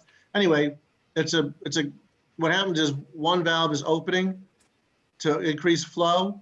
And so the other valve says, oh my God, you need more flow. So then it opens, and then you get too much flow. And so the other one backs up, and then the second one responds to that. So when we were doing that, we were seeing back pressure of 76 to 70 PSI. This is pressure that's going back on the transmission main, that's 120 years old. So you're seeing almost like little mini hammers. We did install a couple of pressure relief valves outside on the hydrant, and we were able, these are smaller ones, and we were able to reduce by about 10 PSI. So what we've done now is we've ordered a larger one, the 6-inch, that we'll be actually cutting and installing on the raw water main. The goal is to get these down around 50 PSI, hopefully. So that way, when the processes are changing, we're not having these, these kind of concussion waves, these hammers going back on the transmission main. The sleeve that's going to go around that main to put the external PRV on it, this is a wraparound. We'll have a contractor who will actually core a hole from this side, and then we install the valve onto it. The site is going to go in between these gas mains. Your gas mains are here, you get electric down here. There'll be a drainage pit here for it. So that's something we'll start excavating tomorrow. Project will probably take about a month because we need some other parts to be delivered. Promenade Hill. Also on water, just, within the next 4 weeks or so, we'll start hydrant flushing and, raw water transmission main cleaning. So there'll be updates when we get closer to those. Promenade Hill is a live project. So lots of steps to get here. The chain link fence is up. One of the first things that we needed to do after the fence was up was to have National Grid disconnect the power, and you can see all the power is underground. And this is for those street lights that are in the park, which is why the park is now closed during there's still, like, I believe the mayor's office is working on an easement with the terrace to get some access from alongside the north fence through the gate. But even when that is up and running, that's only going to be hours of day because the power is dead on the whole park. We need to, obviously this stays, we're not taking that out, but all of these street light, the poles have to be taken down, the bases have to be removed, the conduit has to be removed because the new lights are going to be moved in different locations. So it's quite a bit of demo work. We look to start, mid to late this week on completing the demolition. I know Colarusso is anxious to get in and start doing their work. Just seasonal. We got a little, striping. One of the reasons we want to kind of get this done quickly, if we can get the weather to cooperate, because it's been raining and raining and raining, is, when those new blocks get put down, we'd like to have them on top of the new line, so that way, it looks a little cleaner. These are, a couple of the remaining RRFBs, which are those flashing crosswalk signs. This, I guess I can probably turn it. Hey, how about that? So this is across from Grazen. So we have the, the sonotubes are in, the concrete's poured. It's got to, cook for another couple weeks. But once that's set, we'll be installing these, and then, repouring the concrete pad around it. This is the Luck Oil one, which is still remaining. And the intent was to put it here, but we've got some control conflicts with the traffic light for CSX. There's also some egress issues with the cars pulling through here. And, then if you have it over, you can't put it in the middle because you obstruct the crosswalk. You put it off to the side, you're in the drive lane. Also on this side, that's not ADA accessible, so we'd have to hammer out that concrete curb. So the solution is to just relocate the crosswalk to up here. So it's at the intersection. There's already an ADA ramp, I believe, in this area. Maybe it's here on the side. Anyway, we're going to run and we'll just install a new crosswalk from this point over, and the RFB will go here in the corner and then over here by the gas station. So that's two of the remaining ones. Let's see, the striping, RFB, conflicts, summer streets. So we did receive the first of the barriers. This was, the Park Theater had like a little event there. So, we just did this little mini project. It was kind of a beta test just to see how the installation was going to work. And these are the flower boxes. The installation, it's not incredibly difficult. It is, it does take some time. These things weigh about 2,400 pounds each. But that said, it did involve an operator and a laborer to place them. We had two guys on a truck delivering them. We actually did require the assistance of HPD because even though there were no parking signs there, people parked there. So, there's a police officer and a dispatcher to kind of track down the owners. But, with the collaborative effort, everybody got things in place. And so Shannon had his little shindig over the weekend. So summer streets. So just wanted to go into, how do I do this guy? This one here. So, we've taken an inventory, just of our vehicles down at the garage. And, you can see that some of these bad boys, are kind of old. We actually have trucks that are from the 1980s that are still in service. These are just ones that have come out of service. And you can see, rotten frame, rotten transmission case. Years in service, 23 years, 25 years. The reason I bring this to your attention is, we've just taken 4 vehicles out of service because, look at 26, 25, 24 years, 140,000 miles, 140, those are city miles, going from site to site. So, there's a good chunk of vehicles missing from our inventory. And, I also want to just throw out, this is from Albany's budget. And so the city of Albany, their internal service life for trucks are 10 to 12 years. The New York State Controller recommends, 4 to 8 years because at some point you start spending more money on maintenance than you do, just actually operating them. And, when we send our vehicles to auction, you get like $200 because it's basically scrap. There's no real, they're not really roadworthy. So just something, to bring your attention. The good news is I'm all in with everybody who says if we want to get some money back that was removed from the budget because of good times. I may be easy, but I'm not cheap. A couple $100,000 would be doing it for me. The other thing is this is up at the cemetery. The dump truck that was up there is totally shot. That's one of the 4 vehicles that was taken out. So now we get to load onto this little go-kart here with a little dump guy. It's not really that productive. So, we are facing some inventory issues. The requests get routinely removed from the budget. I understand the process, but the need doesn't go away. And, we still have a lot of work to do in the city. Just a quick update on the Ferry Street Bridge. Advanced detail plan should be submitted later this week to DOT. And, if in regular construction, they say 30% plans, 60% plans, 90% plans, final plans. DOT has to give a different acronym to every stage of the thing. So the 90% plans would be, PS&E, which would be plan specifications and estimate. That would be the 4th step. We're at the 3rd, so we're kind of at the 60 to 75% plans now. But this is something that DOT should make a relatively quick review of, and then that'll send us off to the equivalent of our final design, which is the PS&E. One of the other things that's come up is based on the age and antiquity of the abutments that we're going to be reusing, there's the engineers have seen this in other projects where instead of just backfilling, because when we build this bridge up, instead of backfilling with regular compacted stone, we're actually going to use a lightweight foamed glass aggregate. And it's, structurally it's comparable, but it's significantly less. So that way we don't have to worry about putting any lateral stresses on the wall, the back of the wall of the abutment, because we'd hate to go through, obviously, putting a new bridge in there and have the abutment fall down on the tracks. So that's it for me.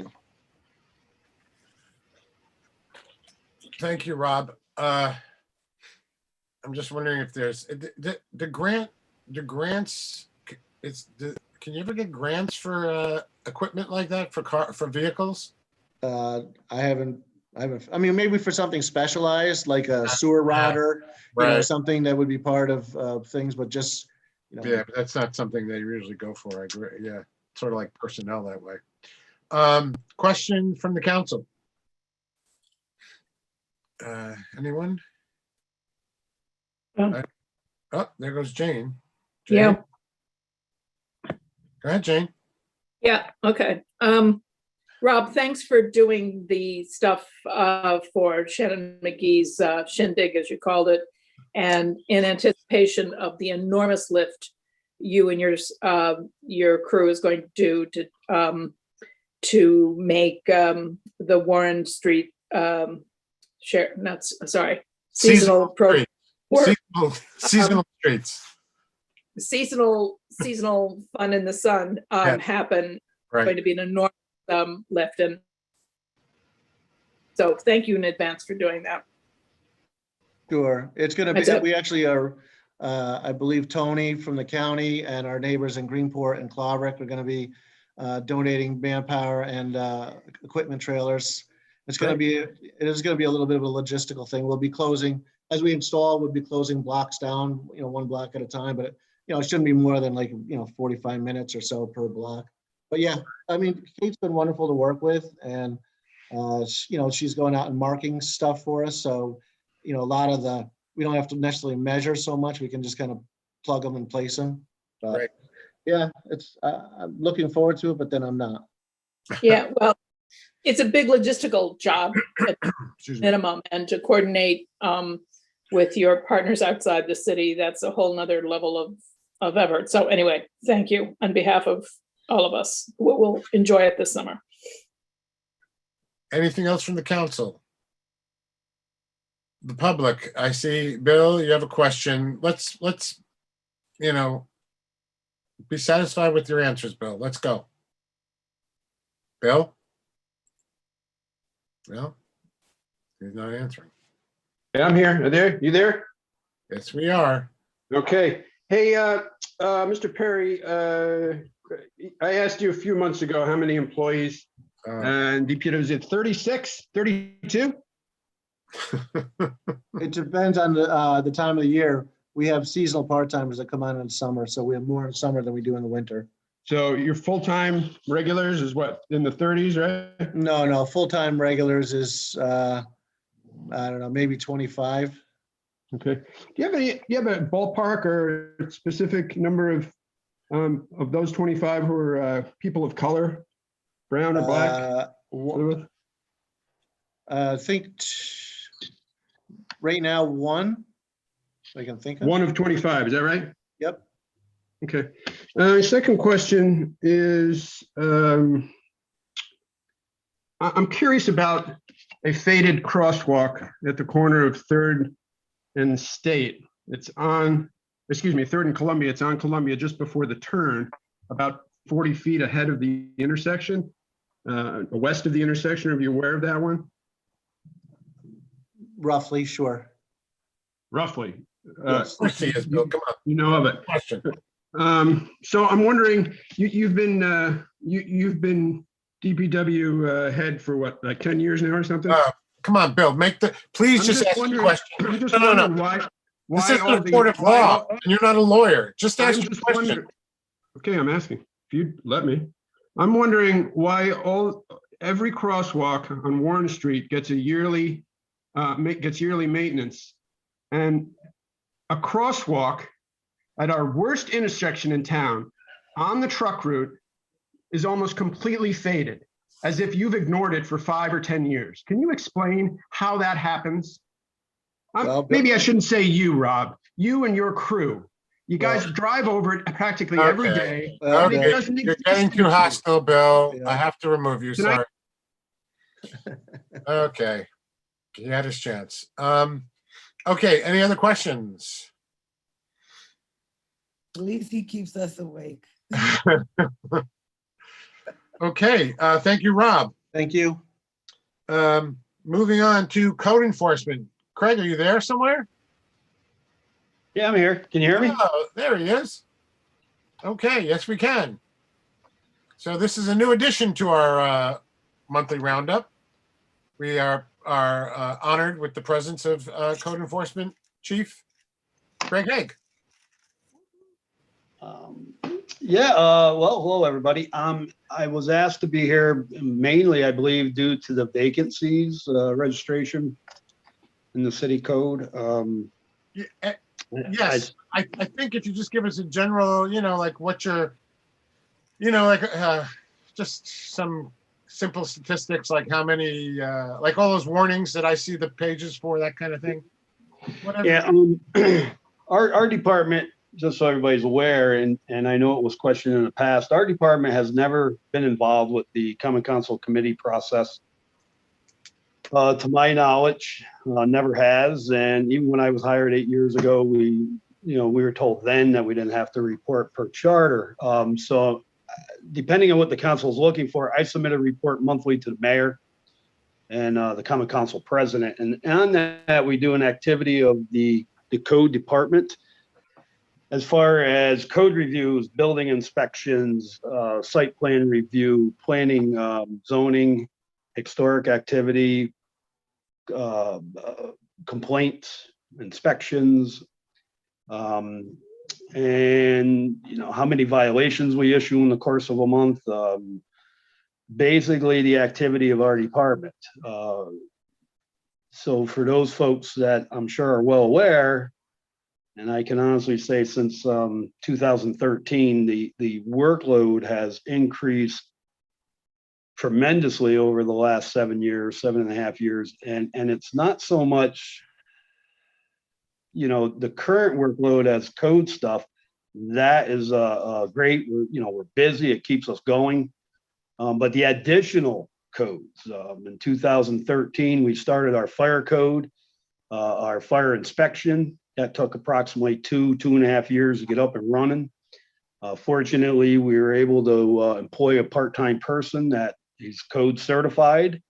And he does strictly my fire code inspections. So that's a code that's been up and running. And when I started in this position, again, 7 years ago, I was the only one, besides a clerk. And now I have 2 part-time code officers and myself.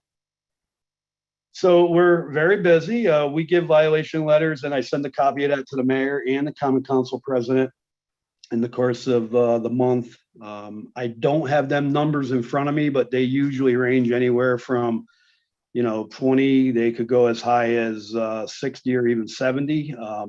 In the past couple months, them violation letters have been hitting around the 60 mark just because of people not registering for fire code inspections. And then violations, they're a letter that we send out to property owners that are required to register with us. We give them an opportunity to be in compliance before we start going to the next extreme level.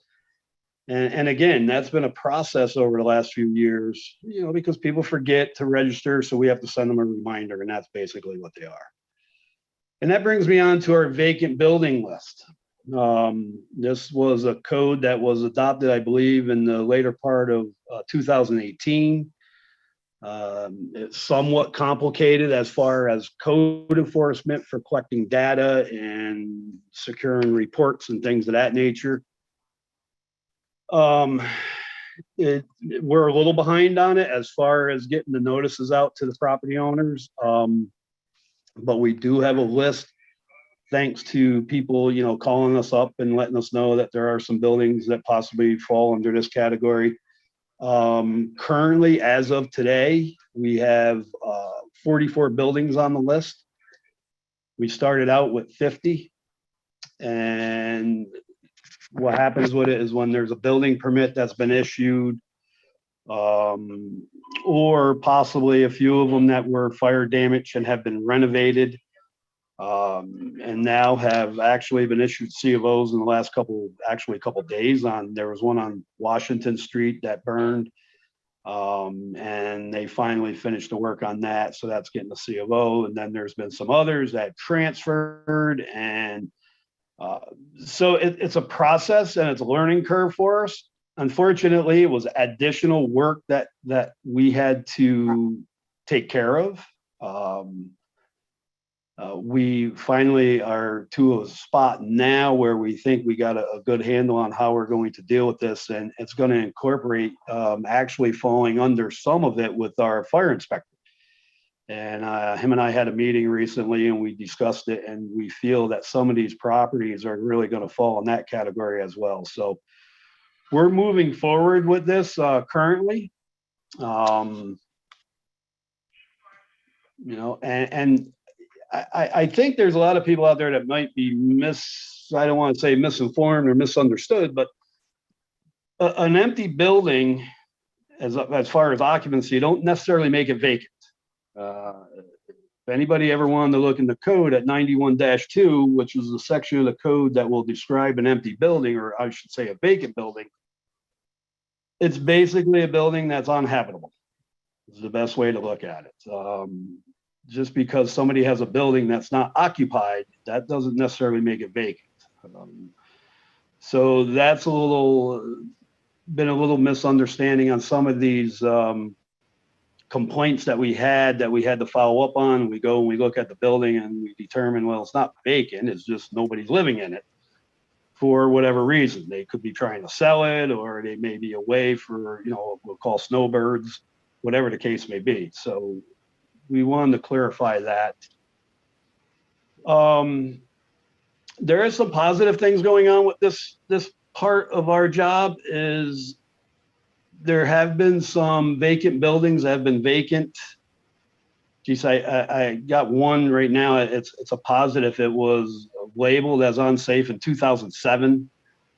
And it's been a thorn, I think, in every code official side, not to mention the city as the way it goes. Fortunately, we had a developer come in and bought 3 of these properties up. I had just finished their code review the other day, about a week or so ago, on this building and 2 others that this gentleman bought. And we are glad to say that we're going to put approximately 16 residential structures together in 3 buildings. So, and then code reviews could take anywhere from 3 days to 3 weeks. So that was a code review that I do on just 3 buildings, not to mention the other 200 building permits that we issue in the course of a year. So it's a busy department. We handle everything. Obviously, everybody, knows code enforcement is a very active department. We are involved in some things we probably even shouldn't be. But it just seems like every time there's a question or a thought, it's let's call code enforcement, and then that's where we go from there. So again, being new to this portion of reporting to the committees, I'm not 100% sure what everybody was looking for, other than the vacancy. I knew that was a question, and I'll be honest with you, right up till about a month ago, I wasn't even aware that I had to give a report on this. So it's been a little complicated on my end, and it's been a shortcoming, and that's a time management issue that I'm dealing with. But we are pretty positive we got this corrected, and we're going to be able to move forward. Thank you, Craig. There's one question so far. Rebecca, unmute yourself. Hi, thanks. So I was curious, so the list of vacant buildings that you said there's 40 buildings on it currently. I guess, are those vacant, like you're saying vacant? I mean, do those fall under the definition of vacant as you're defining it? Yes, ma'am. Okay, so, because in the code, there is this pretty hefty fine associated with vacant buildings under certain conditions, correct? There's penalties Yeah. For basically not registering the building, yes. So, and do any of those buildings qualify for those penalties? They may, but they wouldn't really qualify until we send them a notice or some type of violation, and that's where we're at now. We're doing that. Mm-hmm. We obviously, we got to tell the property owner they have to register their building, and then if they fail to register it, that's where the penalty starts to come into place.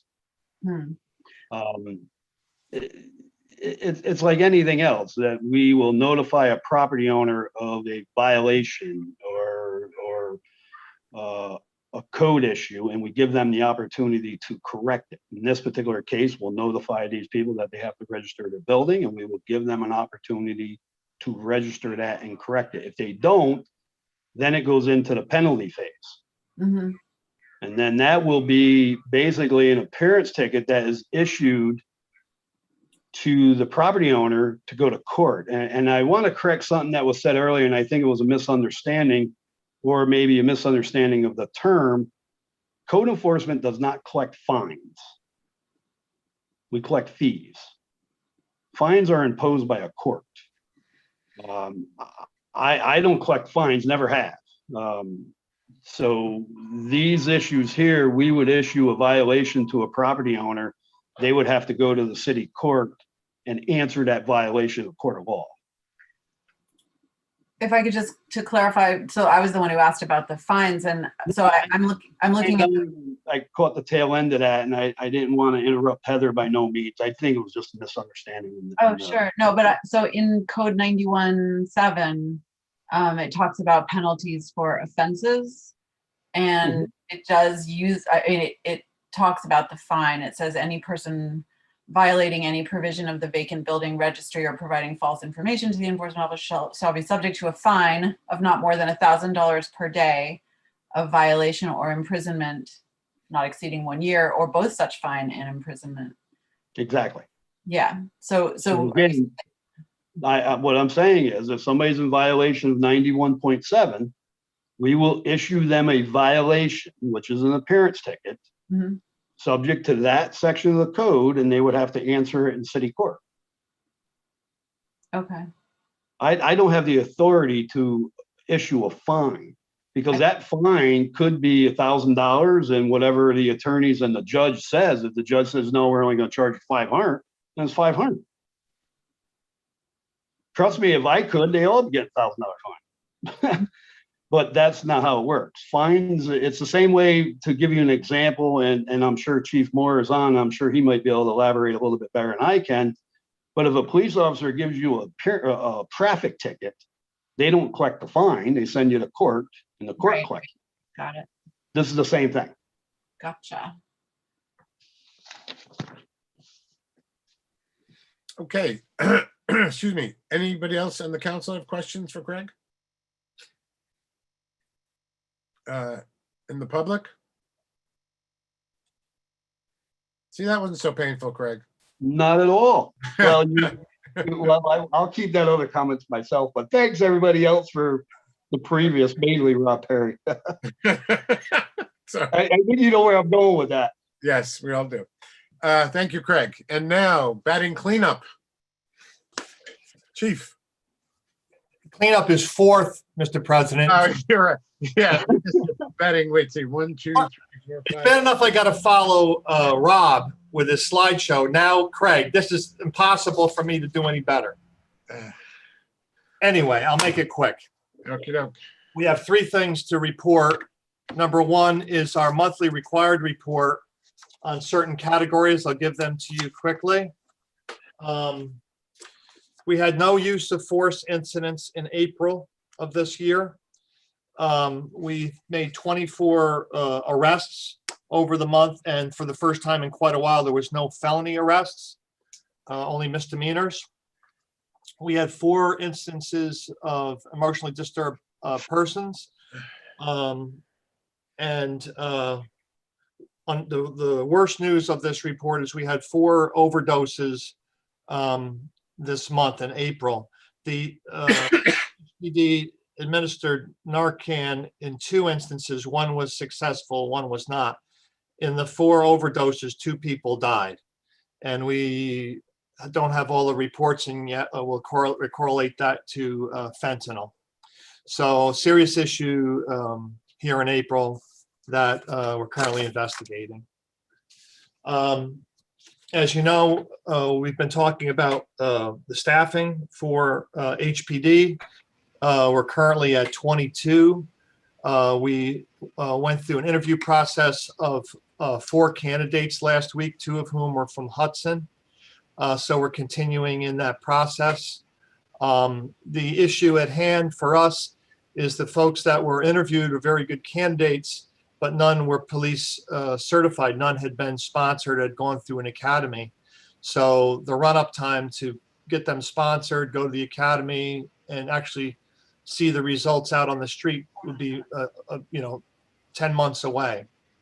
So what we're trying to target are officers that have had police experience or at least certified by an academy. So we'll go on to the next banding of civil service list for police interviews, and we'll start that up this week. Again, we're at 22, and this all correlates to our budget, which has been a lot of talk about budgeting tonight. We checked the budget. We're holding our own in terms of our expenditures. Percentage-wise, we're right on course to deliver the year on budget. But the summers are unpredictable, which is why we're moving quickly to try to get the empty officer position filled. So if everything's remained the same, I think we're going to be okay in terms of expenditures. But again, the summer season, as someone mentioned earlier, is busy, and we don't want to let our guard down. So we'll continue in that process.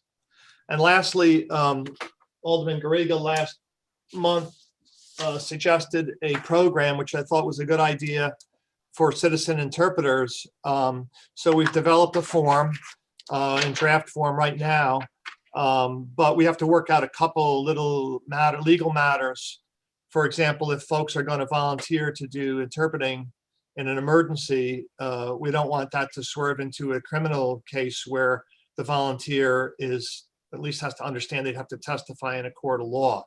So we're trying to target now when an interpreter could help us in an emergency situation and would not have to get involved in the legal process. So I would predict that this month we will have the pamphlets out to the wards to try to get some help from the community to have ready access to the various languages that we see in our city. So that was a good idea, and I just wanted you to know that we're following up on that. Great. Busy stuff around here. We had a bear in town today. We had possums in town last week. We have a project we're doing with the art department at high school to paint over some graffiti and create a mural. We're working on on the side, we're working on perhaps beautifying the front of the station with a small park. And so we're busy over here, and going forward, everything's pretty good. That's all I have for tonight, Mr. President.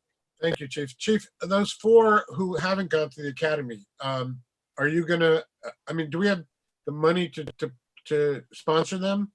Is that already? We do. We've budgeted, for 25 positions. We're at 22. And then with the budget cutbacks, we had to reduce. So we have money available in our budget. The problem is the immediacy. No, I understand that. Yeah.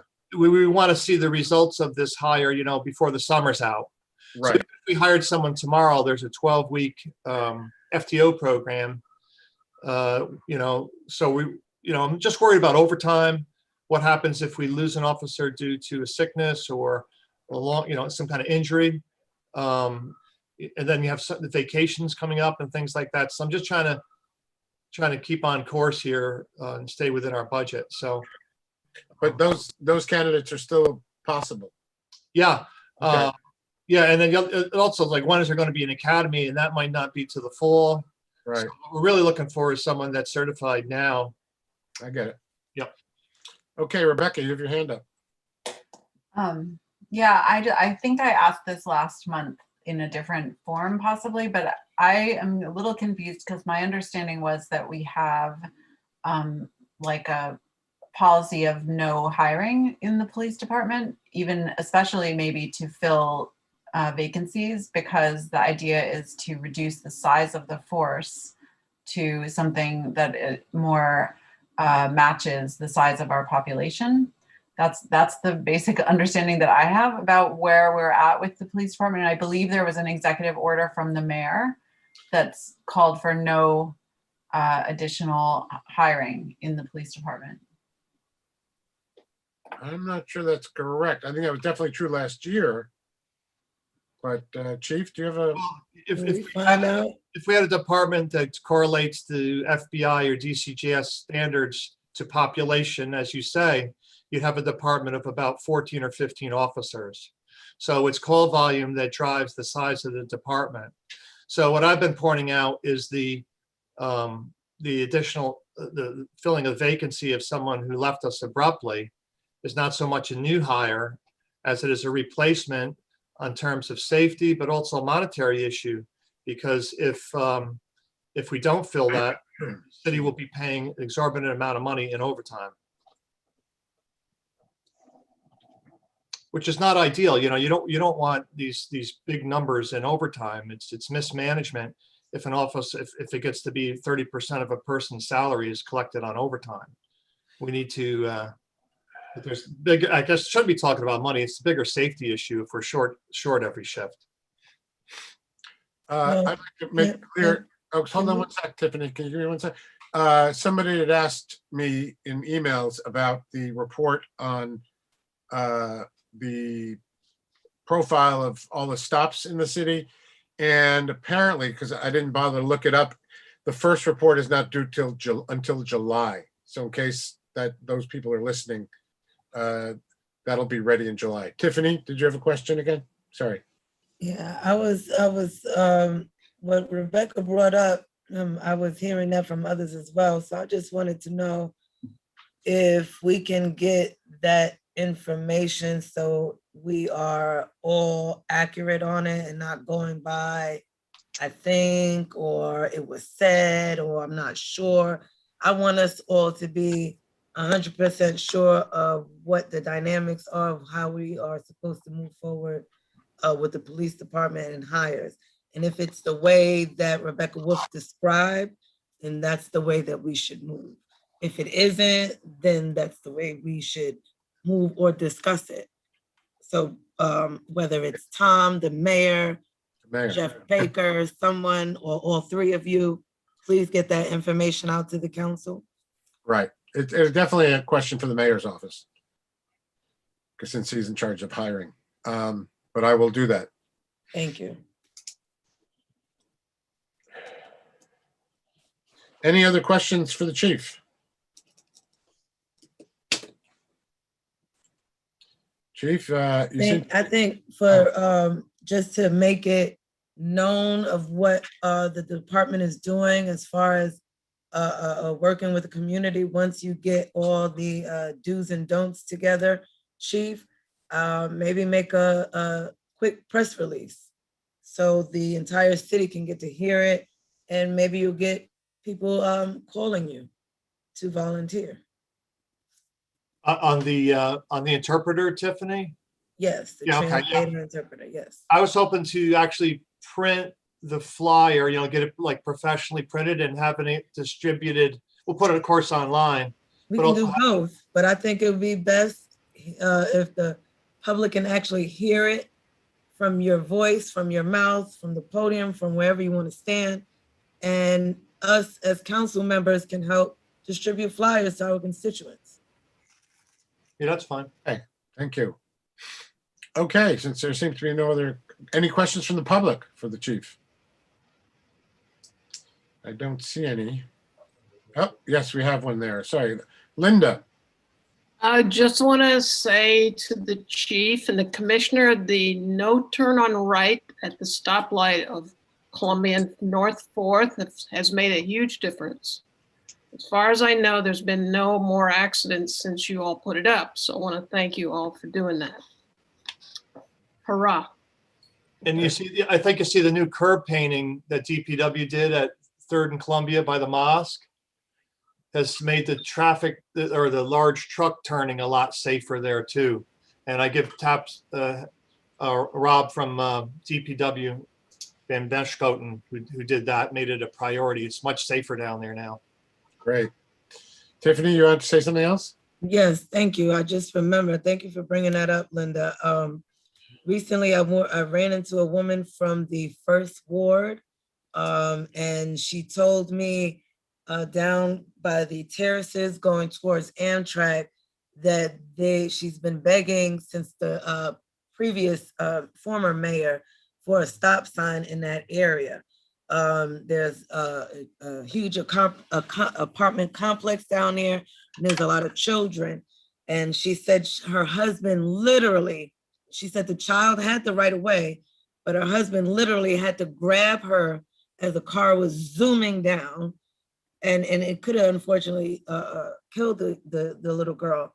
So maybe if you guys can see the area out, scope it out, and actually put a stop sign there. She says she has requested it since the former mayor, Rick Rector. Where exactly? Do you mean at the top, at the beginning of the top of the going down. She said they're zooming down that hill, so when they're going down. North 2nd Street, Tiffany? Is that what you're?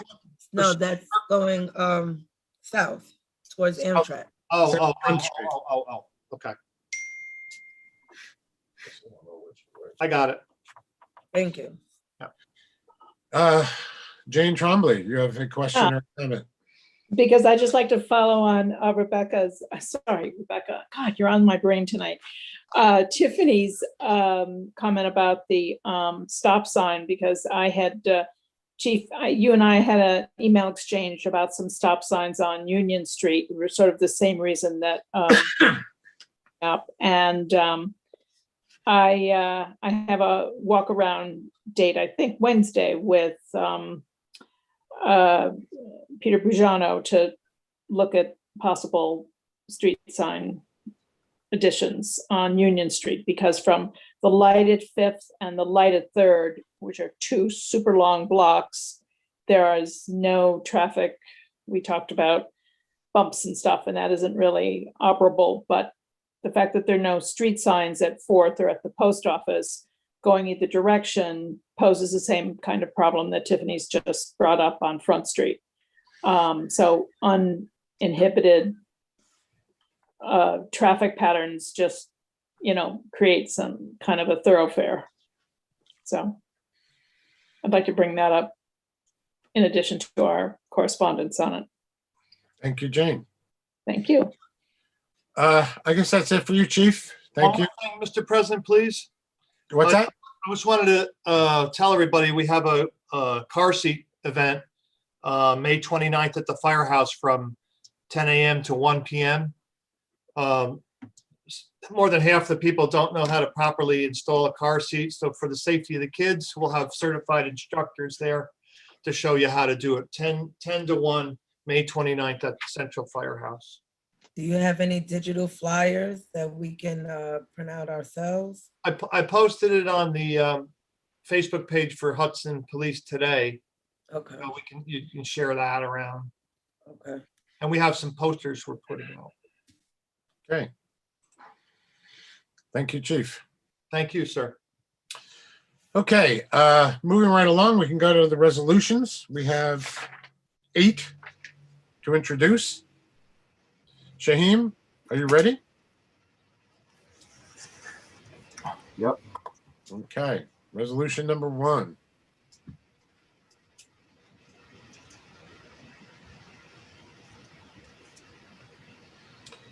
You're familiar with these. Resolution for Commissioner of Deeds. Can I have an introduction, please? Calvin, I'll introduce. Calvin, and a second, please? Jawan's not here, so we need somebody else. Well, I had to come out today, boy. I'll do it, Rebecca. Who is that, Rebecca? Yep. Thank you. The next resolution, please, Shaheem.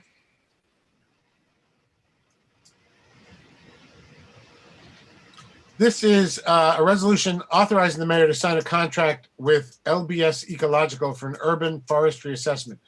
This is a job that has been funded by a grant. There's no city money going towards it. And the CAC has chosen this company based on a standard kind of bid process. So can I have an introduction, please? Calvin, I'll introduce. Calvin, and was that Rebecca? Yep. Okay. Any conversation about this tonight, or seems kind of no brainer? The next one, please, Shaheem.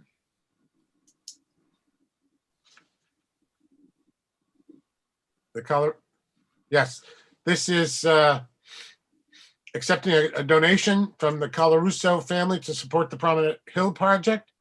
As you know, the final bids came in much higher than anticipated, and the Henry von Ameringen Foundation donated $650,000, and the Colarusso family is donating an extra $175,000 so that we can, where am I here? Oh, so that we can, well, this is confusing, isn't it? Yeah, I see 2 different numbers there. It's this, the city is allocating 175,000. The gift from the Colarusso family is 100,000. Oh, okay, thank you. I see now. Got it. Do I have an introduction, please? Eileen, I'll introduce. Thank you, Eileen. Who was that? Oh, second. Thank you, Tiffany. Your dream of an ADA compliant park is closer and closer. Yay. Let's skip 4 and 5 for a second because that's going to be more controversial for the time being. Shaheem, can you go to the authorizing the tourism board funds? That one there, yes. This is, as you know, we got a while back a grant to do a parking study, but it was only half funded. The other half is coming from the tourism board. So that we can, as you can imagine, parking is essential, or planning our parking is essential to the future impact of tourism on our city. So this is authorizing to use that tour. This allows that tourism board grant to go forward. Can I have an introduction, please? Rebecca, I'll introduce it. Thank you, Rebecca. A second, please. Calvin, I'll second. Thank you, Calvin. Okay, the next one, Shaheem.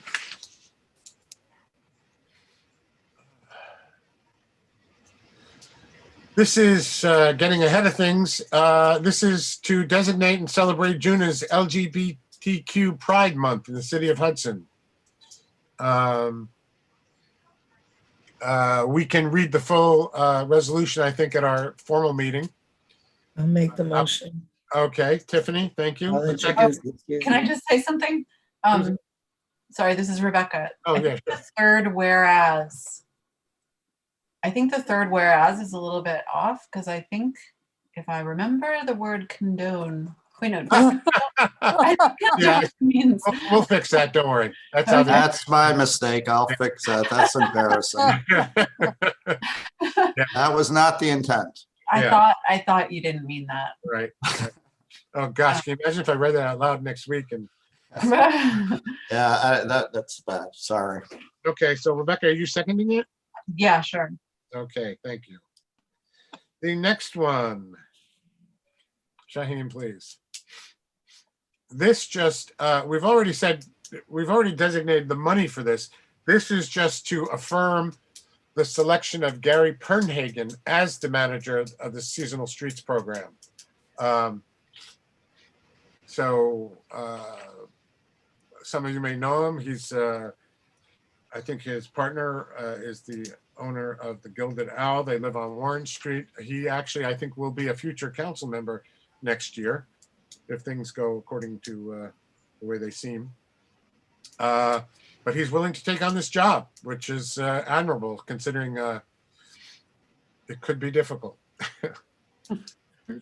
Do I have an introduction, please? Calvin, I'll introduce. Calvin, thank you. A second, please. I'll second. Yep. That was, I think Jane beat whoever else was. So we have Jane as the number 2. Okay.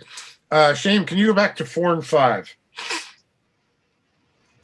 Now, we're just going to introduce and second these. These are not obviously being decided tonight, and we can discuss them as much as you want. But I have to recuse myself, though. Oh, thank you. May I say something, please? Well, let me just get Calvin out of the picture. It pertains to Calvin. Oh, okay.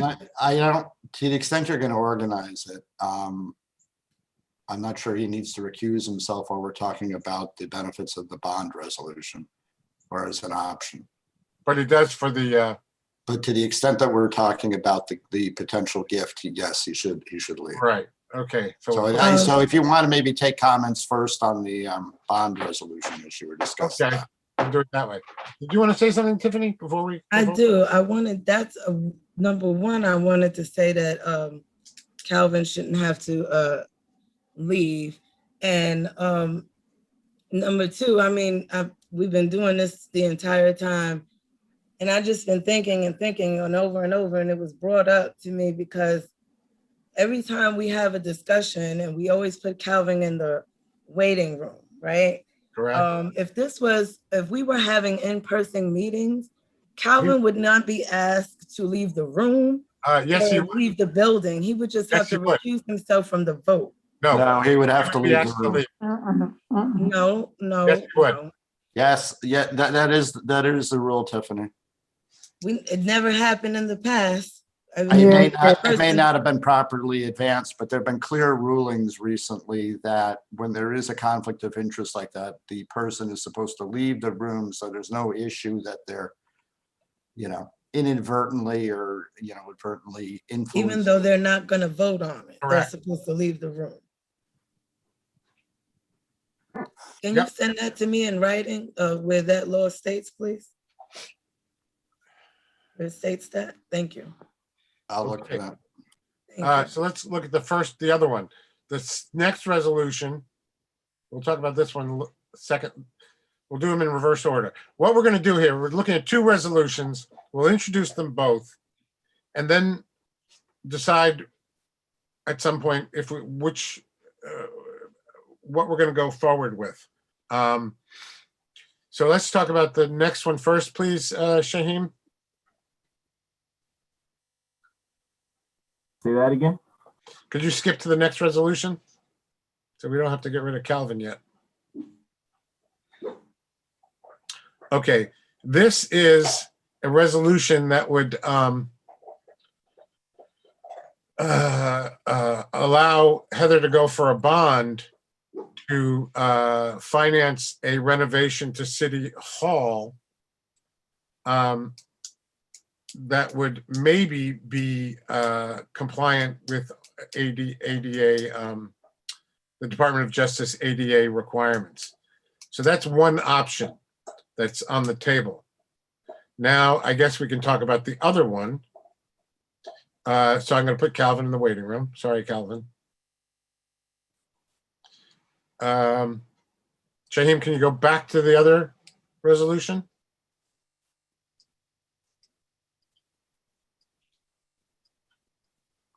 And this, of course, is simply accepting $100,000 to study the building located at 400 State Street and decide whether it's feasible to use it as a possible city hall. Jeff, were you suggesting that we should introduce both?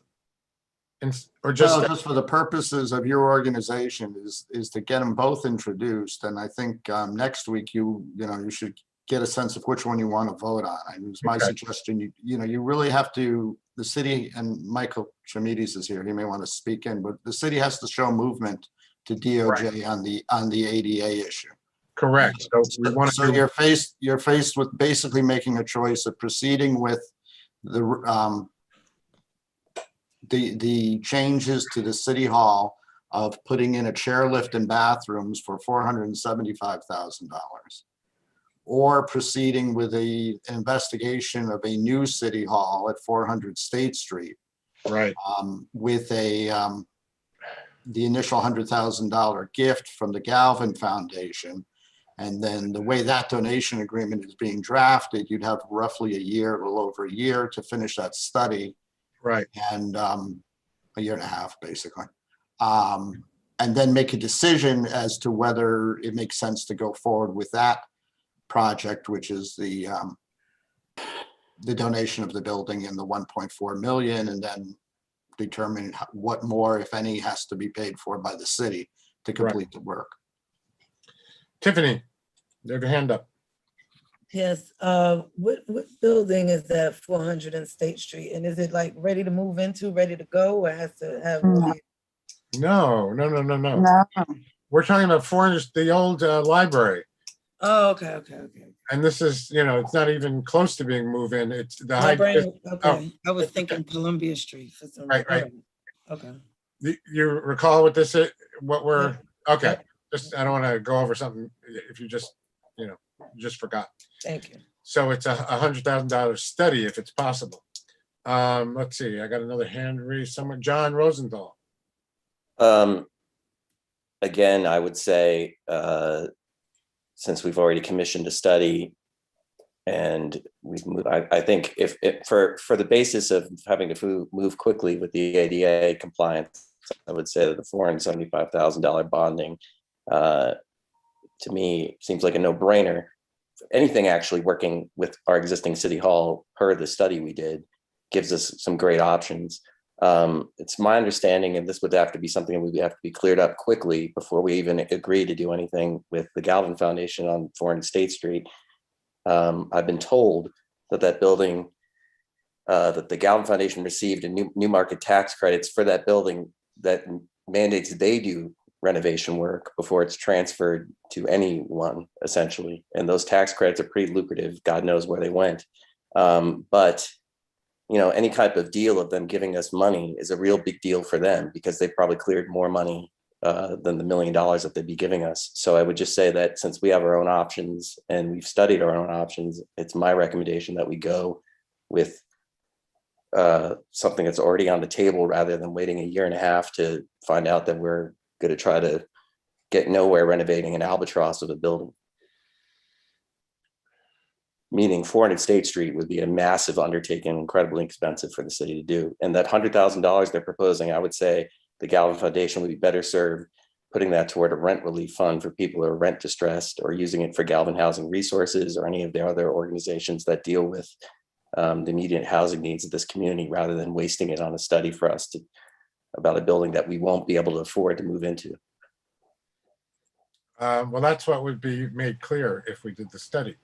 Well, Anyone And it else? wouldn't be a waste. It's trying to make the city ADA compliant. It's not like, we're trying to make something lavish for the council. It's all about the people at this moment. we do. I agree with you, Tiffany. We do have something that we could move quickly on, which are just saying that $475,000 bond, I think, is a better move in terms of the people. It's a move. I'm not sure it's better, and I'm not sure it doesn't make the building fully ADA compliant is one of the downsides of it. Exactly. Well, the full renovation would. Yeah, the full renovation would. In any case, Dominic has his hand raised, I see.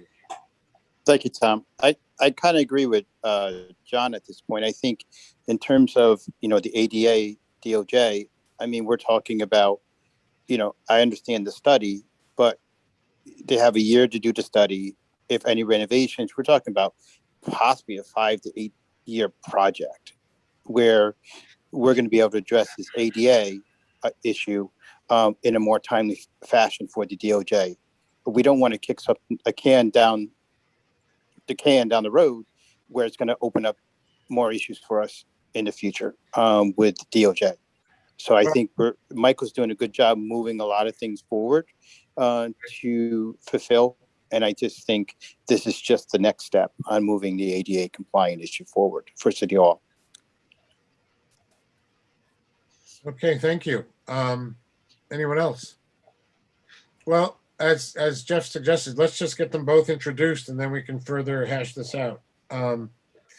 So for the Galvin Initiatives one, do I have an introduction?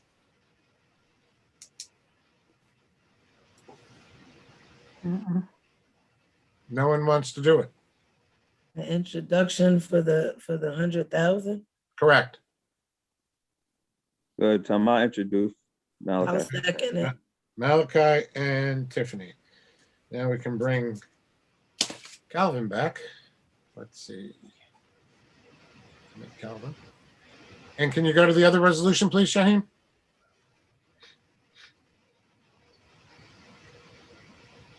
Calvin, are you back with us? Where is he? Yep, I'm here. Oh, there you go. Okay, I need a introduction and a second to this. Oh, wrong one.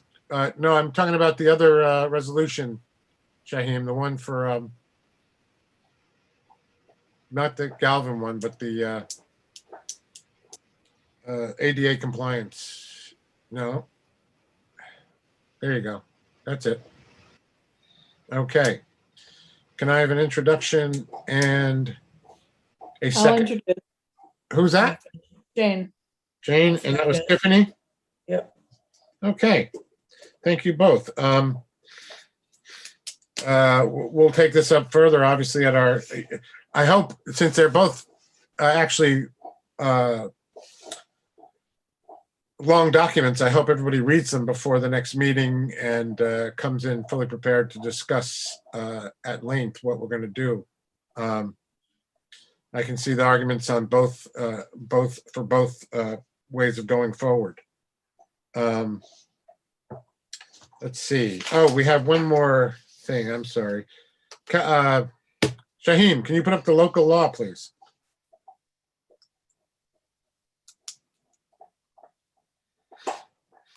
I'm sure you'll all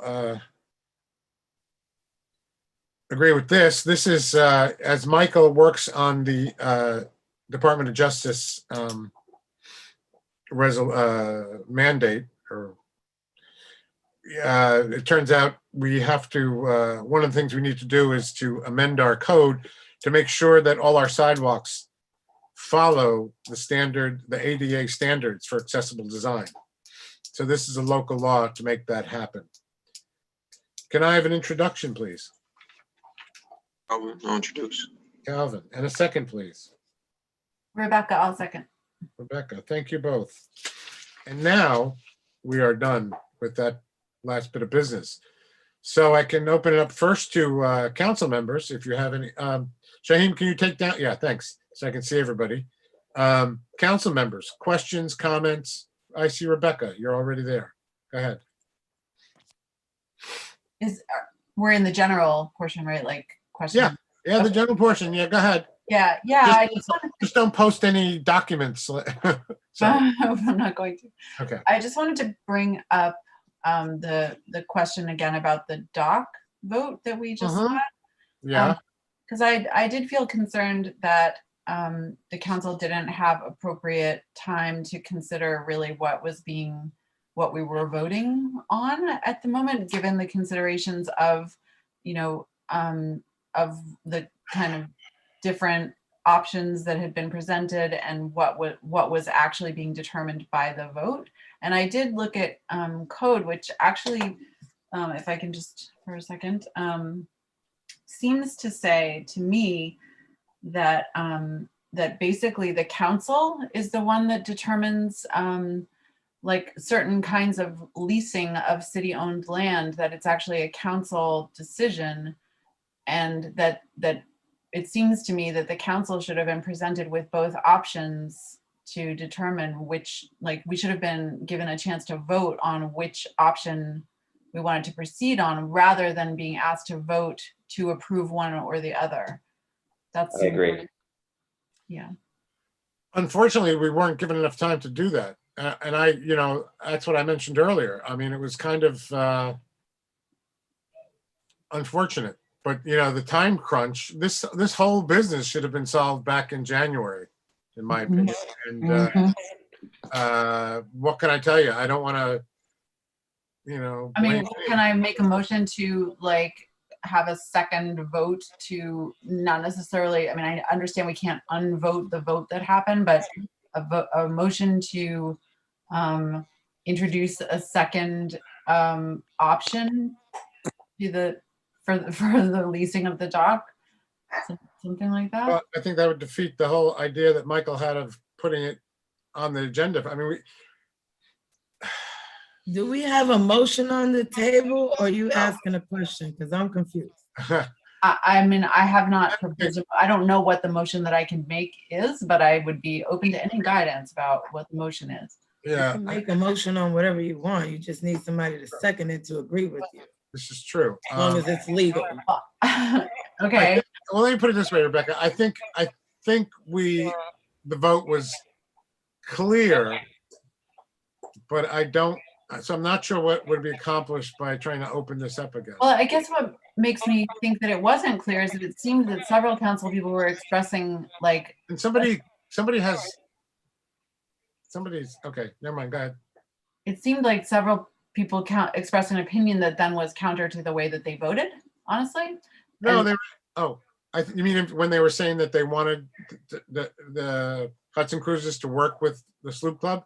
I mean yeah, basically. So essentially, I mean, yeah, I understand it's maybe we just were asked to vote too soon, but I don't know. I would like to make a motion that we revisit the concept of a shared dock for the summer, or that the council have the opportunity to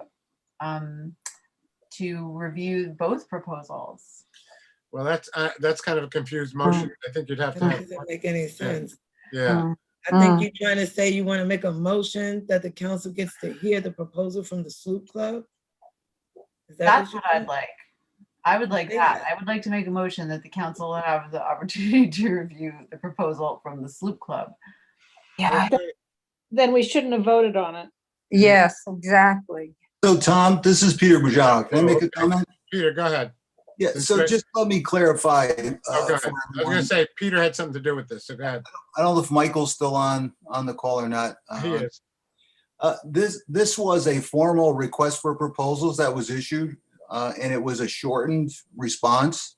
So anything you do has to be within the context, and I know Jeff is on the call, has to be in the context of that request for proposals. So we had issued a request for proposals. It was published. It was on the website, and it was distributed. We received actually 2 full responses, one that wasn't really conclusive, and then 1 interested party. So we received 4 contacts on it, and it was published, and it was the record. So if you do have the option to meet with the proposers, but anything you do has to be within that context. If you wanted to create some other relationship that wasn't outlined as part of that request for proposals, you'd have to reissue a request for proposals and cancel all of the proposals that came in on this one. Real quick, Peter, was the RFP driven by the mayor? Was that, I mean, if it the code makes it sound like we dispose of property and therefore the common council should be the ones directing an RFP process. Let me read the very brief. Yeah, Tom, it does, by the way. It Yeah, says, we're not disposing of property. What are you talking about? Well, just read what it says. This also isn't a lease. This is a license agreement. It's not a lease. Right. It's not an interest in real property that goes on for a period of time. It's a license first. Jeff, let me ask you this, since you're hearing everybody's concerns, is there a way that we can clean this up? Let the council know if we're already locked in because we voted on it. Is there a way around that? Do we vote again, bringing the soup club's proposal back before the council, before the regular meeting? What can we do to correct this? Because it seems like some of the council members want to take back their vote, and it seems like other council members didn't get enough information for their vote. So what can we do? Who wants to take back their vote? I haven't heard that. It sounded like. No, these are all people who voted. I heard some people earlier say that they voted too soon because they wasn't given the information. And if I heard Eileen's voice. Rebecca, and Rebecca voted for it, so I don't see. And I heard Eileen's No, I voice. just didn't vote for it. No, I heard Eileen's voted against it and would not change her vote. Eileen, did All you? right, but my question is for Yes, I the did want attorney. to, Wait, yeah. hold on a second. Eileen, go ahead. I think that we're at the point where we introduced and seconded, so there's plenty of time this week for all of us to think about it and talk about it. And if there is a solution that we can come up with collectively, we could amend it and vote on the amended resolution if there is some, compromise or way to do better. I think the only thing we can do is vote next week. We voted to introduce it, or we? No, we voted on it. This was part of the special meeting. That's why it was a special. Oh, I'm sorry. Yes. Gotcha. That's why people are saying it wasn't enough information or enough time. Okay. So I'm asking Jeff, what can we do about it? Hold on, everybody. Dominic, you had your hand up for a while. Dominic? Actually, I was just waiting for the general to say something. Okay, I'll come back to that. I'll come back. Thanks, sir. Michael, I think, has something relevant to say. Yeah, I mean, I think the basic gist, I think, is similar to when the council voted. So I think if there are council members, I mean, the mayor, obviously, my understanding is the council authorized the mayor to sign a contract at the special meeting. At this time, the mayor has not signed that contract since that special meeting. So I think if the council wanted to rescind that authorization, that I would say that my guess is that's a legal option if that's the way you want to go. I feel like if somebody voted in favor of it and now they've had an hour or two to think about it and they want to change their vote, I think that it's the council's prerogative. I would say the general decision points are still there, that there is a sense of urgency. We want to get the docs in. We had what I thought were 2 good proposals, and I thought that the Hudson Cruises proposal was stronger, and I went through the reasons why, and we can go through that again. And if the council wants to take longer to look at those two proposals, it will delay the process. And but I also, in some ways, I don't want the council feeling like you were, like you didn't like the way you voted. Ultimately, it was a close vote. And if people want to change their mind because they had an hour to think about it, my guess is that you have that legal option. Either way, there's going to be ramifications, right? So if you want to wait a couple of weeks or however long you want to wait, it just means that much longer until we get anybody into the water. Yeah. But that's, Thank you, that's Michael. the decision point. Thank you, Michael. I wish we would have heard that from Jeff. I think that's what the council would want to do, is rescind the vote, maybe have that special meeting next week before the regular meeting, so we have at least enough time to read the other proposal. Or vote or speak with them. Jeff, we can't rescind a vote that was done in a special meeting, can we? In this meeting? I'm checking. I'm not really sure. I don't. Yeah. And I'm not sure that anybody would change their Are vote. there any other attorneys in the house that works for the city? I mean, is there anybody in the council who would change their vote? I mean, the 5 of us who voted against it are still against it. Tom, I mean, basically, I would like, in terms of my vote, it could be a possibility for me changing. I just feel that the time crunch that was put on us should not be forced on us. And that's why I voted the way I did. Mm-hmm. Am I happy 100% with my vote? Absolutely not. But in the city's interest, but again, that's unfair to us because, again, I just think that, Hudson Cruises can offer more money at $3,000 because they got tourism board money last year, where the Soup Club didn't have that luxury, and so their bid obviously is going to be lower. So I mean, I just think that that would be my only thing about revisiting the issue. So how about we save? Michael, can you ask the mayor not to sign it, and then we just reconsider it at our meeting next week? Please. Does that sound like a possibility? Oh, you're muted.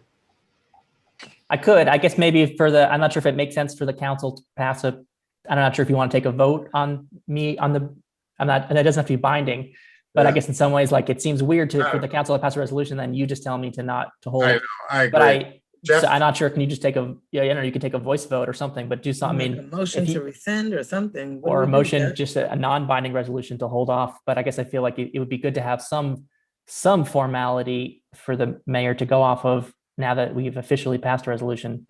Yeah.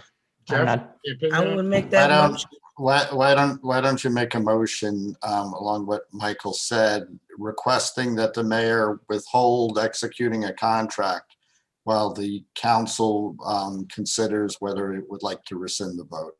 I'll make that motion without repeating it. Exactly what the city attorney said. Thank you, Tiffany. A second, please. I'll second it. All in favor, please signify by saying aye. Aye. Anyone opposed? Okay, so there we go. Is there I guess presumably one of the council will want to do some work to research this between now and the next meeting. Yes. Is there a point? Yeah. Is there a point person who's going to lead that effort? Yeah, I think Rebecca, since. I mean, I was just going to ask. Yeah, I can do that, but I just was going to ask: can we just see the proposals? I mean, can the proposals be sent to us somehow? Yes.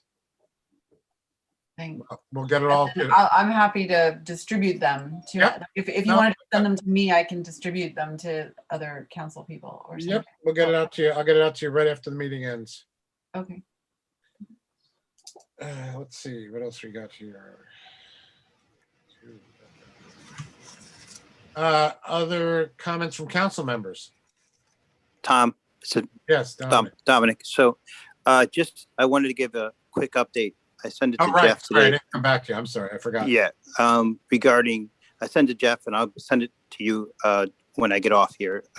With the hearing back from Assembly Member Barrett's office, it looks like we got to go ahead to move forward with the speed reduction, including the truck route and 23B and 9, which is, I think, great news. And then, so I'll send it your way too, Tom, and then maybe we can move forward to see how we can, make it happen. And then, then work on the funding for, signage and things like that, how we can package this. You mean fourth? Say it again. Is Dee Barrett's office doing? No, what Dee Barrett gave the, the chief of staff gave the opinion that DOT gave the go ahead. And that it's in the city's hands to reduce the speed limit, including the truck route 23B and 9. Excellent. So wait a minute. I'm not, Dominic, you and I have to talk about that. That's not what the email says. It says that DOT doesn't have any problem with the jurisdiction. Is this actually passed? This hasn't passed both houses yet and been signed. That's my understanding is doesn't have to go to the, because DOT relinquished it and it didn't have to go to the state because DOT. No, I don't think that's true. I think this resolved the question of whether the local law would apply to the truck routes going through the city too, not just all the other routes, is that we could apply to that. Why don't you and I talk about it? I mean, it is, I agree it's good news. I think we still haven't finished the legislative process. Okay. Okay. It may have been my interpretation. I apologize. But it looked like. No, but it is good news. I mean, there's no good question news. about Yeah. that. Yeah. Okay. Thank you. Thank you, Dominic. Anybody from the council? More comments? Any comments? Tiffany, you're muted. I mean, yeah. No, I'm waiting for new business. Oh, we are in new business. Oh, okay. I just wanted to let the public know I have some information, and if you are interested in taking the vaccine for COVID-19, please give me a call. The location will be at Bliss Towers from 3 to 5 on Wednesday, May 12th. That's this Wednesday. It will be outdoors. If it's raining, it will be in the community room. If you are interested, please give me a call. I have information on the side effects and on the vaccines, and I have it also in English, Spanish, and also in the Bengali language. Great, thank you. And Michael, it's free. And it's free. Oh, yeah. Michael, do you have something you wanted to add?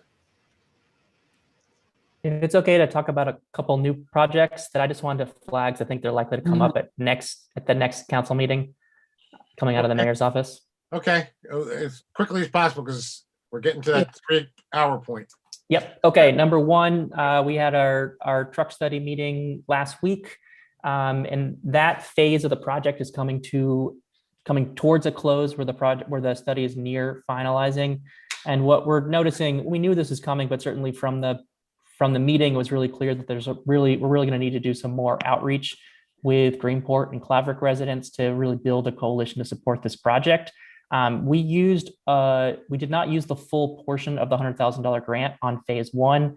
So we were looking at doing a change order to expanding the scope of the project to include some targeted outreach efforts in Claverick and Greenport. So we'd spend off a little bit more of that grant. And so we'd ultimately look for a contract approval from the council to go into phase 2 or phase 1.5. And so I just wanted to flag that for the council. If you have any concerns, you want to talk more about it, I guess reach out to me between now and next week's meeting where we'll probably have a resolution to vote on. That's it?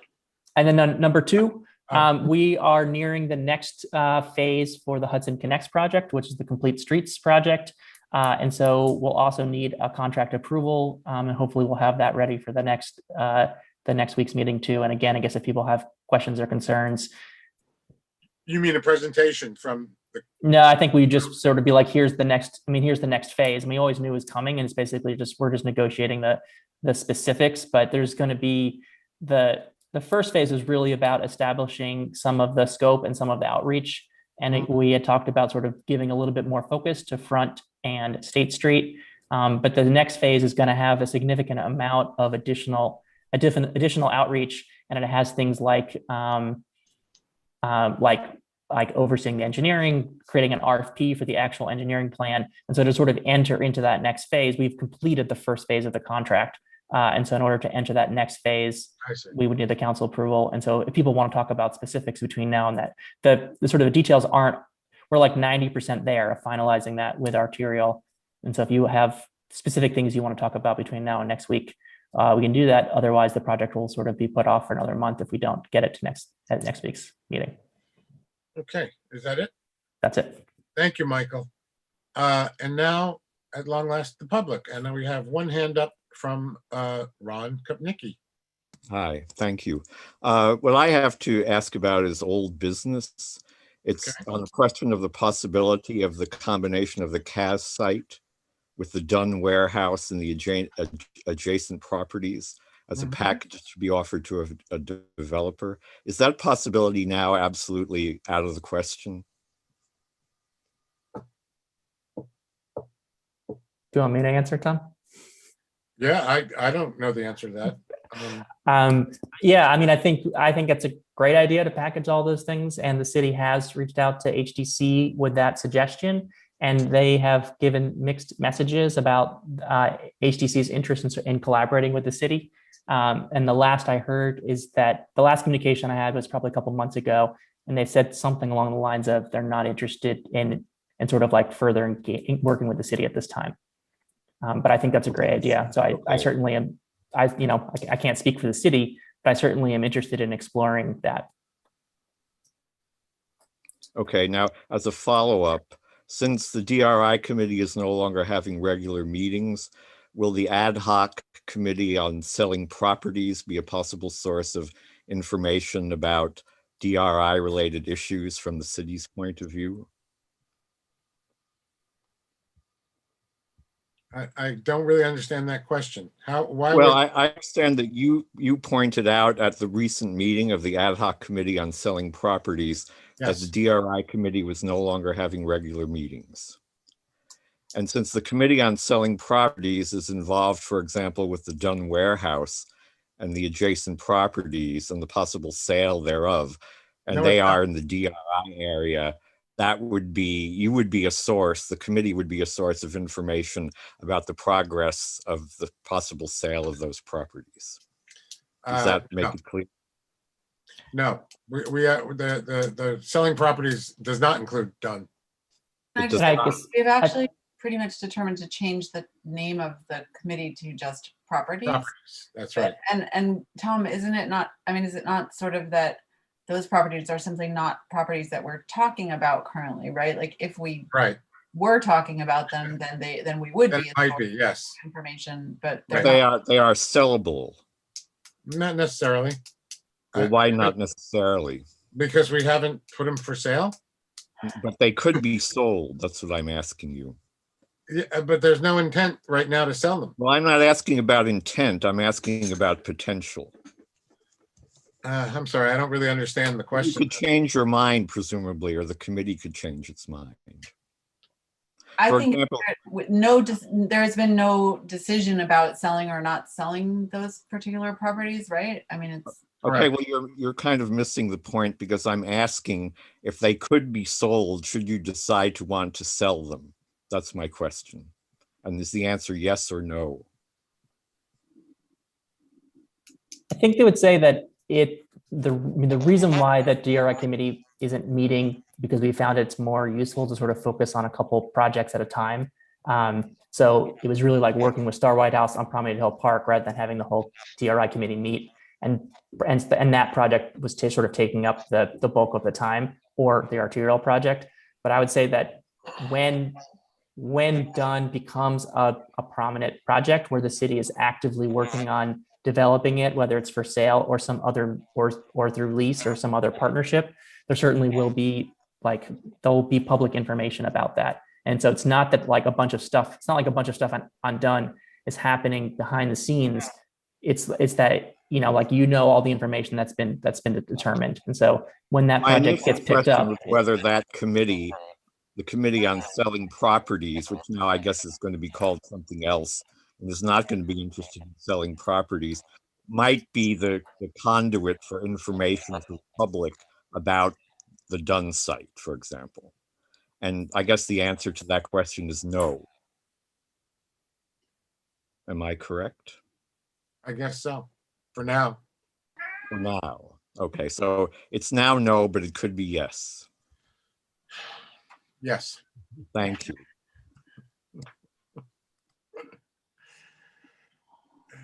Anybody else in the public have questions or comments? Thank you, Ron. Anyone else? No? Okay, I'll wait a little bit longer.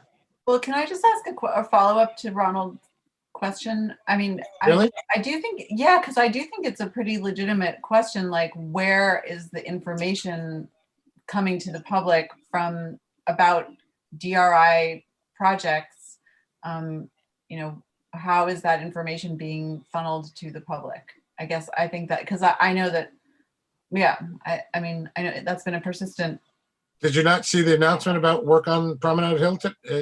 No, totally. But I mean about projects that are not like in the spotlight, as it were. You know, that they're not in the spotlight because nothing. You know, the projects have been prioritized. Michael, you can correct me if I'm wrong, but the projects have been prioritized, and really nothing's going forward right at this moment about those projects. Okay, the public so is always engaged on every single project. So is the answer just that if there's no news, then there's no news kind of thing, basically? I think that might be the case, yes. Okay. Yeah, so the DRI section of the website, there's like a document page. And so it's got the relevant documents. So there's like generally like that's where the stuff is. So if you look, there's like a lot of documents on Promenade Hill Park and a little bit, you know, and less on Hudson Connects, and then like a lot less on the next two. And that reflects sort of the movement on it. But so I do think there's lots of times where people are asking questions like, we want to know about this thing. And it's like that the thing, like the thing doesn't exist. So we can't, so I guess we could put out more press releases saying like, there isn't an update. But that's what these meetings are. So I think it's like, hey, if the council wants to help engage the public and help get the word out about projects, I think that's really great. But I don't think there's like a ton of, it's not like, I don't think there's a ton of secret information. It's so if you have a particular update about a project, I think we could talk about it offline or now about the status of any of the DRI projects. But otherwise, that's the answer, is that the website is the source of information. And if there's nothing on the website, then on the DRI section, then there's nothing going on other than what already has been put out there. And the website is the main repository. I certainly think that, you know, we've had public events for the two projects that have really advanced, and there has been like press and other outreach for those two projects. So the two projects that have really advanced, I think people know about them. Since two are combined, so it's technically three. Yeah. So I wouldn't say that the website is the only way that people can get information, but the website is the most comprehensive way to get information. And there's, if you look at those the document section, you'll get a pretty good sense of where everything is at. But if people have other specific questions about where a project is at, they can always contact me. And it'd be great to have your help to share that, spread that word. Anything else from anyone? Give it a little time here. Having been criticized for seeking an adjournment too quickly.